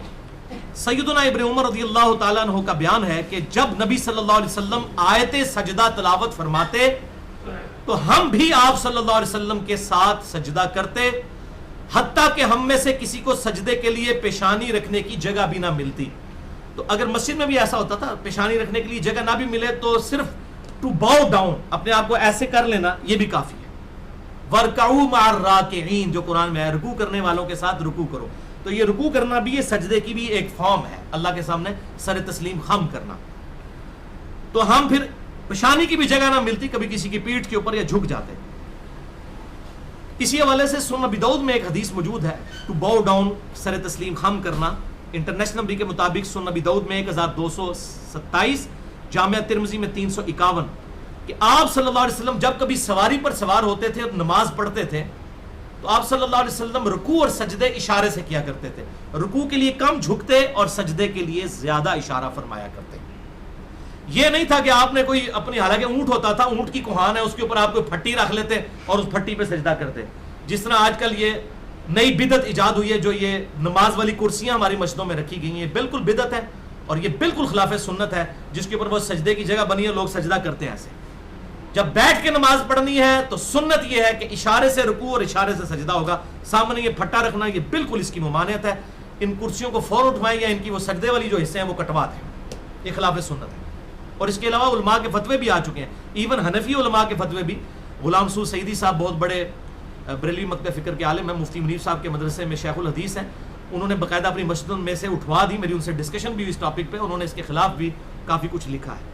دوسری حدیث صحیح بخاری سے 1071 نمبر ہے، ابن عباس کا بیان ہے نبی صلی اللہ علیہ وسلم نے سورۃ النجم کی تلاوت کے دوران سجدہ کیا تو آپ صلی اللہ علیہ وسلم کے سجدہ کرنے کا ایسا رعب ہوا کہ سارے مسلمان مشرک جن و انس اسی وقت بے اختیار سجدے میں گر پڑے سورۃ النجم سن کے، مشرک بھی۔ اس پہ امام بخاری نے ایک باب باندھا ہے کہ سجدہ تلاوت کے لیے وضو کرنا شرط نہیں ہے، اور ابن عمر کا بھی عمل لے کر آئے کہ وہ بغیر وضو کے بھی سجدہ تلاوت کر لیتے تھے۔ اب تلاوت کرنے کے لیے تو وضو کی ضرورت نہیں ہے، زبانی آپ کر رہے ہیں، اس دوران آیت سجدہ آتی تھی تو وہ تلاوت کرتے ہوئے سجدہ بھی کر لیا کرتے تھے، اور باقی صحیح امام بخاری نے رزلٹ نکالا ہے اس پہ باب باندھ کر۔ اب وہ سارے کے سارے گرے ہوئے تو نہیں کہ وضو کر کے سارے اکٹھے ہوئے تھے، کوئی کسی عادت میں تھا وہ بے اختیار گر پڑے۔ تیسری حدیث بھی بخاری اور مسلم کی متفق علیہ حدیث ہے، بخاری میں 1072، مسلم میں 1298 انٹرنیشنل نمبر کے مطابق۔ زید ابن ثابت کاتب وحی جو تھے وہ کہتے ہیں کہ میں نے رسول اللہ صلی اللہ علیہ وسلم کو یہی سورہ نجم جس پہ سب نے سجدہ کیا تھا، یہ سورہ نجم سنائی تو آپ نے اس میں سجدہ نہ کیا، یعنی آپ صلی اللہ علیہ وسلم نے وہ سجدہ چھوڑ دیا تاکہ امت کو پتہ چل جائے سجدہ تلاوت واجب یا فرض نہیں ہے، صرف سنت ہے۔ اب سیم سورہ نجم ہے جس پہ سب نے سجدہ کیا، اس پہ آپ نے خود بھی نہیں کیا، اس سے بالکل یہ بات کلیئر ہو گئی کہ امام حنیفہ رحمہ اللہ کا جو موقف ان کی طرف منسوب ہے کہ سجدہ تلاوت واجب اور فرض ہے تو یہ بالکل غلط ہے، یہ سنت ہے، کوئی کر لے ثواب، نہ کرے تو کوئی گناہ نہیں ہے۔ ہم تو کرتے ہیں، کرنا چاہیے، لیکن کسی پہ فتویٰ نہیں، لوگ بیچارے بڑی ٹینشن لیتے ہیں، پھر جو حافظ بیچارے حفظ کر رہے ہوتے ہیں وہ بار بار آیت سجدہ، مجھے کئی حفاظ نے کہا ہم تو آیت سجدہ جان بوجھ کے چھوڑ دیتے تھے، اب کتنی بار یہ سجدہ کریں گے، تو یہ ایسی مولویوں نے پٹی پڑھائی ہوئی تھی، تو یہ ایسا کوئی معاملہ نہیں ہے، ان کے لیے بھی اگر ایک دفعہ بھی کر لیں تو کافی ہے۔ تو اس معاملے میں انہیں احناف کو رجوع کرنا چاہیے۔ اب یہ 5واں مسئلہ ہے جس میں رجوع کرنے کی ضرورت ہے، 3 میں وہ آلریڈی کر چکے ہیں جو میں نے بتا دیا، 4تھے میں بھی تقریباً کر چکے ہیں۔ نمبر 1، امام حنیفہ رحمۃ اللہ علیہ مدینے کو حرم نہیں مانتے تھے، آج کے حنفی مدینے کو حرم مانتے ہیں۔ نمبر 2، امام حنیفہ رحمہ اللہ عقیقے کو صحیح سمجھتے نہیں تھے، بدعت کہتے تھے، آج کے حنفی عقیقہ کو سنت سمجھتے ہیں۔ نمبر 3، شوال کے 6 روزوں کو وہ بدعت سمجھتے تھے امام حنیفہ رحمہ اللہ، آج کے ہمارے جو احناف ہیں وہ ان کو سنت سمجھتے ہیں، احادیث بھی موجود ہیں، مجھے ڈیٹیل میں جانے کی ضرورت نہیں ہے۔ اور نمبر 4، والدین مصطفیٰ صلی اللہ علیہ وسلم کے بارے میں جو عقیدہ ہے، جو امام حنیفہ کی اکلوتی کتاب جو یہ کہتے ہیں لکھی ہوئی الفقہ الاکبر، اس کے اندر واضح موجود ہے کہ معاذ اللہ استغفر اللہ، نبی صلی اللہ علیہ وسلم کے والدین حالت کفر میں دنیا سے گئے، یہ امام حنیفہ کی طرف ہے۔ آج کے کتنے حنفی اس بات کو نہیں مانتے، ملا علی قاری نے بھی لکھا کہ ہمارا یہی عقیدہ ہے معاذ اللہ، تو میں نے ان کے رد میں پورا لیکچر دیا تھا، مسئلہ نمبر 98 والدین مصطفیٰ صلی اللہ علیہ وسلم کے ایمان کے بارے میں۔ اور یہ 5ویں چیز سجدہ تلاوت کے حوالے سے بھی آ گئی کہ وہ واجب سمجھتے ہیں جبکہ یہ سنت ہے، اس کے علاوہ بھی اور چیزیں ہیں۔ اسی لیے امام بخاری رحمہ اللہ نے ایک پورا چیپٹر ہیڈنگ بنا کر بنایا ہے صحیح بخاری کے اندر، اور اس کے نیچے حدیث لے کر آئے ہیں انٹرنیشنل نمبر کے مطابق 1077 نمبر، اس پہ باب کی ہیڈنگ باندھی ہے امام بخاری رحمہ اللہ نے کہ سجدہ تلاوت واجب نہیں ہے، سنت ہے، اور اس کے لیے طہارت اور وضو شرط نہیں ہے، اور استقبال قبلہ بھی شرط نہیں ہے۔ سواری پہ تو ویسے ہی بخاری مسلم میں آتا ہے، جس طرف سواری جاتی تھی آپ نفلی نماز پڑھتے رہتے تھے، استقبال قبلہ شرط نہیں ہے نفلی چیزوں کے لیے، ہاں فرض کے لیے بخاری میں آتا ہے آپ صلی اللہ علیہ وسلم اتر کے زمین پر استقبال قبلہ کا اہتمام کرتے تھے، لہذا گاڑی میں بس میں کوئی آیت سجدہ پڑھتا ہے تو وہ سجدے سے ہلکے ریمائنڈر لا کے نہ رکھے کہ جی میں نے سجدے کرنے نے، بس وہیں پر ٹو باؤ ڈاؤن کر لے، ایسے سجدہ سنت ہے، اس کے لیے نیچے اتر کے اس طرح کرنا ضروری نہیں ہے۔ تو امام بخاری نے پورا باب باندھا ہے، حدیث نمبر 1077 کی ہیڈنگ میں نے بتا دی، اور وہ حدیث لے کے آئے جو 4تھی حدیث ہے صحیح بخاری 1077 کہ یہی سورۃ النحل جو آج جس پہ ہم نے اتنا لمبا درس کیا ہے، یہی حضرت عمر نے آیت نمبر 48، 49 اور 50 سورۃ النحل کی تلاوت کی، اس کے بعد آپ نے ممبر سے اتر کر زمین پر آ کر سجدہ کیا، تو تمام جو جمعے میں آپ کے مخاطبین تھے جو وہاں پر جمعہ پڑھنے آئے، ان سب کے سب لوگوں نے سجدہ کیا۔ پھر حضرت عمر نے اگلی دفعہ اگلے جمعے میں پھر سورۃ النحل کی یہی آیت تلاوت کی، اور پھر آپ نے فرمایا کہ ہم آیت سجدہ پڑھتے ہیں، جس نے سجدہ کیا اس نے اچھا کام کیا، اور جو آیت سجدہ پر سجدہ نہ کرے اس پر کچھ گناہ نہیں۔ امیر المؤمنین سیدنا عمر ابن خطاب رضی اللہ تعالیٰ عنہ کا فتویٰ ہے، یہ کسی عام امام کا فتویٰ نہیں ہے۔ صحیح بخاری 1077 نمبر حدیث کہ ہم بھی پڑھتے ہیں، اگر کر لیا ثواب نہ کرے تو کچھ گناہ نہیں. اور وہ صحابی کہتے ہیں کہ پھر حضرت عمر نے خود بھی سجدہ اس دن نہیں کیا تاکہ مور لگ جائے کہ میں بھی نہیں کر رہا. یہ نہ ہو کہ لوگ آپ تے کر دیں سانو منع کر دینے سانو گناہگار کر رہے ہیں. تو انہوں نے خود بھی نہیں کیا, پریکٹیکلی اس کو اس طریقے سے اسٹیبلش کیا. اور ساتھ ابن عمر کا ساتھ قول لے کر آئے امام بخاری کہ امام ابن عمر رضی اللہ تعالیٰ عنہ فرمایا کرتے تھے سجدہ تلاوت فرض نہیں ہے بلکہ اللہ نے یہ امت کی خوشی پر رکھ دیا ہے, جو کرے گا ثواب ہے, گڑ ڈالیں گے جتنا میٹھا ہوگا, نہ کرے تو کوئی گناہ نہیں ہے. البتہ کریں, سنت پر عمل کریں, لیکن اس کو واجب نہ سمجھیں, اس کی ٹینشن نہ لیں. لوگ بہت ٹینشن لیتے ہیں بعض اوقات. 5ویں حدیث صحیح بخاری سے 4632 سے ابن عباس رضی اللہ تعالیٰ عنہ سے پوچھا گیا کہ سورہ صاد میں سجدہ کیا جائے جہاں پر داؤد علیہ السلام کی توبہ کا واقعہ ہے. تو ابن عباس نے کہا کہ تمہارے نبی کو بھی اسی کی اقتداء کا حکم ہوا ہے, یعنی سورہ صاد میں جو حضرت داؤد علیہ السلام کی توبہ کا واقعہ ہے اس میں حضرت داؤد نے جو سجدہ کیا تھا تم بھی اس پر سجدہ کرو, کیونکہ نبی صلی اللہ علیہ وسلم بھی سورہ صاد کے اوپر سجدہ کیا کرتے تھے ان آیات کے اوپر. 6ٹھی حدیث سنن نسائی میں ہے 958 نمبر. ابن عباس کا بیان ہے کہ نبی صلی اللہ علیہ وسلم نے فرمایا سورہ صاد میں حضرت داؤد علیہ السلام نے تلاوت پر سجدہ کیا, سجدہ شکر کیا توبہ پر, اور تم اس صورت میں جب پہنچو تو تم شکر کا سجدہ کرو. یعنی حضرت داؤد علیہ السلام نے توبہ کا سجدہ کیا تو تم انہی کے ان پر سنت پہ عمل کرتے ہوئے شکر کا سجدہ کرو. تو سجدہ تلاوت ہو, سجدہ شکر ہو, نہ اس کے لیے وضو شرط ہے, نہ اس کے لیے استقبال قبلہ شرط ہے, اور نہ اس کے لیے فزیکلی زمین پر ماتھا ٹیکنا شرط ہے. سب سے بہتر وہ درجہ ہے, لیکن آپ جھک بھی سکتے ہیں یوں. اور یہ جو سورہ صاد کا ذکر ہے اس میں ہے ہی رکوع کا ذکر ہے, سجدے کا ذکر ہی نہیں, اس میں رکوع کے الفاظ موجود ہیں. تو اسی لیے ورکعوا مع الراکعین جو قرآن میں بار بار کہا گیا ہے رکوع کرنے والوں کے ساتھ رکوع کرو, بیسیکلی رکوع بھی سجدے کی ہی ایک فارم ہے. تو یوں جھکنا, تو ایسے بھی کوئی کر لے تو کافی ہے. لہٰذا یہ ہماری جو کرکٹ ٹیمیں یا باقی ٹیمیں کبھی میچ وغیرہ جیتے ہیں تو فوراً سجدے میں گر پڑتے ہیں جدھر منہ ہوتا ہے. تو میں اکثر سوچتا تھا جب میں یعنی کہ کٹر قسم کا حنفی تھا تو میں کہتا تھا دیکھو جی یہ تو کفر کر رہے ہیں, کیونکہ ان کے نزدیک اگر آپ بغیر وضو کریں گے تو آپ کافر ہو جائیں گے, نکاح بھی ٹوٹ جائے گا, بیعت بھی ٹوٹ جائے گی. کام بڑا دور ہے, سارے کرکٹ ٹیم کے نکاح ٹوٹ چکے ہوئے ہیں ان کے نزدیک. اب جب اس قسم کے مسئلے آپ گھڑیں گے تو اس کے پھر اس قسم کے ڈینجرس ہاربل قسم کے خطرناک رزلٹ بھی آپ کو بھگتنے پڑیں گے. تو آیت سجدہ ہو, آیت شکر ہو, نہ اس کے لیے استقبال قبلہ شرط ہے, نہ باوضو ہونا شرط ہے. جس حالت میں جس طرح منہ ہے تو آپ کر سکتے ہیں, اس کے اوپر کوئی گرفت نہیں ہے. تو اب یہ تجدید نکاح کروائے نا جا کے, اب یہ بڑے بڑے وہ میں طارق جمیل صاحب جو کہ کٹر قسم کے حنفی ہیں, میں ان سے ریکویسٹ کروں گا کہ وہ ان سارے کرکٹرز سے تجدید نکاح کروائیں, فقہ حنفی کا مسئلہ لوگوں کو بتائیں گے, تو یا پھر مانیں کہ یہ چیزیں کتاب و سنت کے خلاف ہیں. تو آپ اسی کیٹیگری میں آ جائیں جس میں ہم بات کریں کہ دلائل کے اوپر, نیچر کے اوپر چیزیں ہونی چاہیے. سیکنڈ لاسٹ حدیث سنن ابی داؤد میں 1413 ابن عمر کا بیان ہے کہ رسول اللہ صلی اللہ علیہ وسلم ہمیں قرآن سنایا کرتے تھے, پس جب آیت سجدہ پڑھتے تو تکبیر کہہ کر سجدے میں جاتے اور ہم بھی آپ کے ساتھ سجدہ کیا کرتے تھے. یعنی پرٹیکولرلی نماز کی حالت میں جب آیت سجدہ آئے تو اللہ اکبر کہہ کے اسی وقت سجدے میں چلے جائیں. اب اس میں قیاساً یہ بات ایک حدیث سے ڈیڈکٹ ہوتی ہے کہ جب یہ آپ اس طرح کا سجدہ کریں گے تو پھر آپ رفع الیدین بھی کریں گے. یعنی نماز پڑھتے ہوئے سجدہ تلاوت آیا, اللہ اکبر امام کہے تو آپ بھی اللہ اکبر کہہ کے رفع الیدین کرتے ہوئے سجدے میں جائیں. اس کا ثبوت سنن ابی داؤد میں 722 نمبر حدیث ہے, صحیح سند کے ساتھ, مسند امام احمد میں موجود ہے. ابن عمر کہتے ہیں کہ آپ صلی اللہ علیہ وسلم رکوع سے پہلے, کیٹیگوریکل مینشن ہے, رکوع سے پہلے جتنی بھی تکبیرات کہتے تھے سب کے ساتھ رفع الیدین کرتے تھے. اب جنازے کی تکبیرات ہوں وہ بھی رکوع سے پہلے ہوتی ہیں, اس میں تو رکوع ہوتا ہی نہیں ہے. عیدین کی تکبیرات رکوع سے پہلے, اس میں بھی رفع الیدین ہوگا. یہ صحیح حدیث سنن ابی داؤد 722 نمبر حدیث ہے. رکوع سے پہلے جتنی بھی تکبیرات ہوتی تھی اس میں رفع الیدین کرتے تھے.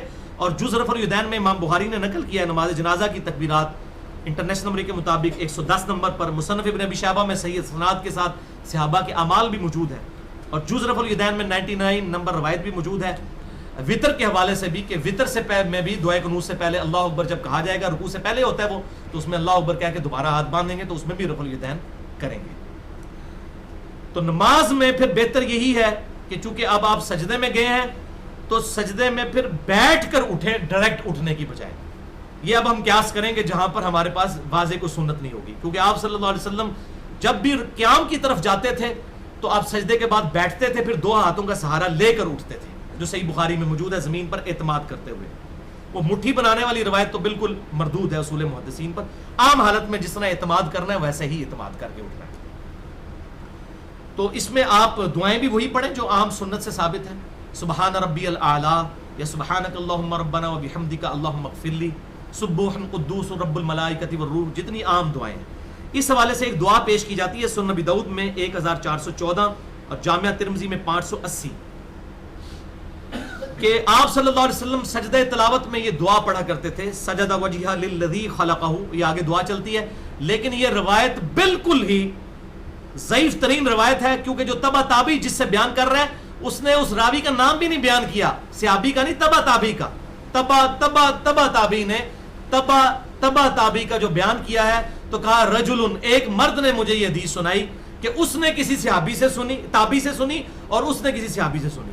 تو یہ ان نون مجہول لاپتہ قسم کی جو یہ سب سے ضعیف ترین فارم ہوتی ہے کہ آپ رجل کہہ دیں کسی مرد نے، وہ پتہ نہیں کون ہے مرد، تو یہ روایت مردود ہے بالکل۔ اور امام ترمذی نے اگرچہ اسے صحیح کہا لیکن اصول محدثین پر وہ تو بالکل کلیئر کٹ ہے، غلطی ان کو لگ گئی، تو یہ روایت ثابت نہیں ہے۔ آخری 8ویں حدیث جامعہ ترمذی میں 3424 نمبر اور سنن ابن ماجہ میں 1053 ہے۔ ایک صحابی کہتے ہیں نبی صلی اللہ علیہ وسلم کو، اے اللہ کے محبوب صلی اللہ علیہ وسلم، میں نے خواب میں دیکھا کہ میں نماز پڑھ رہا ہوں، خوش نصیب ہے، نماز ہی پڑھ رہے تھے، اور درخت کا میں نے سترہ بنایا ہوا ہے، درخت کے پیچھے میں نماز پڑھ رہا ہوں، اور جب میں سجدے میں گیا تو میں نے دیکھا کہ درخت بھی میرے ساتھ سجدے میں چلا گیا، خواب میں نے یہ منظر دیکھا، اور پھر میں نے درخت سے آواز سنی کہ درخت سجدے میں گر کر یہ دعا پڑھ رہا تھا، یہ صحیح سند کے ساتھ ہے، اللہم اکتب لی بہا عندک اجرا، اے اللہ میرے اس سجدے کو اپنے پاس اجر کے طور پر محفوظ کر لے۔ یہ دیکھیں درخت، حط عنی بہا وزرا، اور اس کے ذریعے میرے گناہوں کو بھی معاف کر دے، وجعلھا لی عندک زخرا، اور اس کو اپنے پاس میری طرف سے ایک ذخیرہ کر لے، یعنی قیامت کے دن یہ نامہ اعمال کے لیے۔ اب یہ درخت دعا کر رہا ہے، یہ اس صحابی نے آگے بتایا کہ میں نے یہ دعا سنی، اللہم اکتب لی بہا عندک اجرا، حط عنی بہا وزرا، وجعلھا لی عندک زخرا۔ پھر ابن عباس کہتے ہیں کہ اس کے بعد نبی صلی اللہ علیہ وسلم بھی جب سجدہ تلاوت کیا کرتے تھے تو یہی دعا پڑھا کرتے تھے، آپ نے اس دعا کو انڈورس کر دیا، لہذا یہ دعا جو ہے یاد کریں، میں بھی کوشش کر رہا ہوں انشاءاللہ یاد ہو جائے گی۔ اللہم اکتب لی بہا عندک اجرا، اجرن لفظ ہے وقف ہو کے اجرا، حط عنی بہا وزرا، وجعلھا لی عندک زخرا۔ تو یہ دعا یاد نہ ہو تو جو ہماری سجدے والی دعائیں عام ہیں وہ کر سکتے ہیں۔ اور تلاوت کے لیے سجدے کا پروٹوکول یہ ہے کہ جب تلاوت کرتے ہوئے سجدہ آئے اسی وقت سجدہ کیا جائے، اس کو سنبھال کے نہ رکھیں، ویسے تو نفلی عبادت ہے، نفل میں تو قضا بھی نہیں ہوتی ہے، بعد میں بھی اگر کوئی کر لیتا ہے ٹھیک ہے، لیکن اس کا پروٹوکول یہ ہے جیسے آیت سجدہ ہے اسی وقت سجدہ کریں، اور اگر آپ کرسی پہ بیٹھ کے یا سواری پہ بیٹھے ہیں یا تردد ہے اٹھنے میں تو آپ بس ٹو باؤ ڈاؤن اس طرح کرتے ہیں، بس یہ کافی، ورکعوا مع الراکعین، رکوع کرنے والوں کے ساتھ رکوع کرو، یہ کافی۔ اب آخر میں 15 سجدے قرآن حکیم کے جو ہیں وہ بتا دیتا ہوں، صرف ان کے ریفرنس دے دیتا ہوں 1-1.5 منٹ کے اندر، تاکہ آپ کو پتہ چل جائے کہ قرآن حکیم میں 14 سجدے نہیں ہیں، 15 ہیں۔ یہ پبلک کے اندر 14 مشہور ہیں، اور 15واں جو سجدہ ہے نا سورہ حج میں 2 سجدے آتے ہیں، 77 نمبر آیت میں بھی ایک سجدہ آتا ہے، اس کے ساتھ چھوٹا سا قرآن میں لکھا ہوتا ہے عند الشافعی، یعنی امام شافعی کے نزدیک ہے، اسی نہیں مندے کو، ویسے کہتے ہیں سارے امام ٹھیک نے، ویسے سارے امام ٹھیک نے، امام عند الشافعی لکھا، تو وہ عند الشافعی نہیں ہے، وہ عند رسول اللہ صلی اللہ علیہ وسلم ہے، وہ میں آپ کو حوالہ دیتا ہوں، جامعہ ترمذی میں 578 نمبر حدیث ہے، اس روایت کے اندر ابن لہیہ مدلس ہے اور ان سے روایت کر رہے ہیں، ترمذی والی روایت تو ضعیف ہے کیونکہ ان کے ساتھ ہے، لیکن جو سنن ابی داؤد میں اس کا ایک طریق آیا ہے 1402، اس میں ابن لہیہ نے اپنے سما کی تصریح بھی کر دی ہے کہ میں نے یہ حدیث سنی ہے، ان سے روایت نہیں کیا، کہ نبی صلی اللہ علیہ وسلم نے فرمایا اللہ تعالیٰ نے سورہ حج کو 2 سجدوں کے ساتھ فضیلت دی ہے، سورہ حج کے اندر 2 سجدے، باقی کسی صورت کے اندر 2 سجدے نہیں ہیں، یہ فضیلت ہے۔ اب وہ 15 سجدے بھی میں آپ کو گنوا دوں۔ نمبر 1 سورہ الاعراف میں آیت نمبر 206 پر سجدہ ہے، نمبر 2 سورہ الرعد میں آیت نمبر 15، نمبر 3 النحل میں آیت نمبر 50 جو آج ہم نے پڑھی جس پہ یہ سارا درس ہوا، نمبر 4 سورہ اسرا جسے ہم سورہ بنی اسرائیل بھی کہتے ہیں، آیت نمبر 109. نمبر 5 سورہ مریم آیت نمبر 58. نمبر 6 سورہ الحج کا پہلا سجدہ آیت نمبر 18. اور نمبر 7 سورہ الحج کا دوسرا سجدہ آیت نمبر 77، جس کو وہ مولویوں نے فرقہ واریت کی نظر کیا ہوا ہے. ہاں اہل حدیث حضرات کرتے ہیں، چونکہ وہ کتاب و سنت کو فالو کرتے ہیں. ان چیزوں میں جو مجھے ان سے اچھی چیزیں میں تعریف کرتا ہوں، جہاں پر اختلاف ہے ڈنکے کی چوٹ پہ کرتے ہیں. اچھی بات کسی کی بھی ہے ہم اس کی تعریف کرتے ہیں.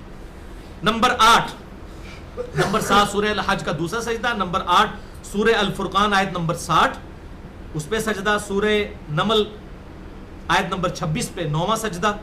10واں سجدہ سورہ الف لام میم السجدہ جسے سورہ السجدہ کہتے ہیں، سورت نمبر 32 ہے قرآن میں، آیت نمبر 15 پہ سجدہ. 11 نمبر سورہ صاد کی آیت نمبر 24 جس میں میں نے کہا رکوع کا ذکر ہے حضرت داؤد علیہ السلام کے بارے میں، تو رکوع بھی ٹو باؤ ڈاؤن سجدے کی ہی ایکویلنٹ ہے. نمبر 12 سورہ حامیم السجدہ جسے سورہ الفصلت بھی کہتے ہیں، اس کی آیت نمبر 38. سورہ صاد میں 24 نمبر آیت، سورہ فصلت آیت نمبر 38. نمبر 13 سورۃ النجم آیت نمبر 62. نمبر 14 سورہ الانشقاق پارہ نمبر 30 میں 21 نمبر آیت میں سجدہ. اور نمبر 15واں سجدہ جو ہے وہ سورۃ العلق آیت نمبر 19 میں. تو یہ بنتے ہیں 15 سجدے. اللہ تعالیٰ سے دعا ہے جو حق بات میں نے کہی اللہ تعالیٰ ہمارے دلوں میں راسخ فرمائے.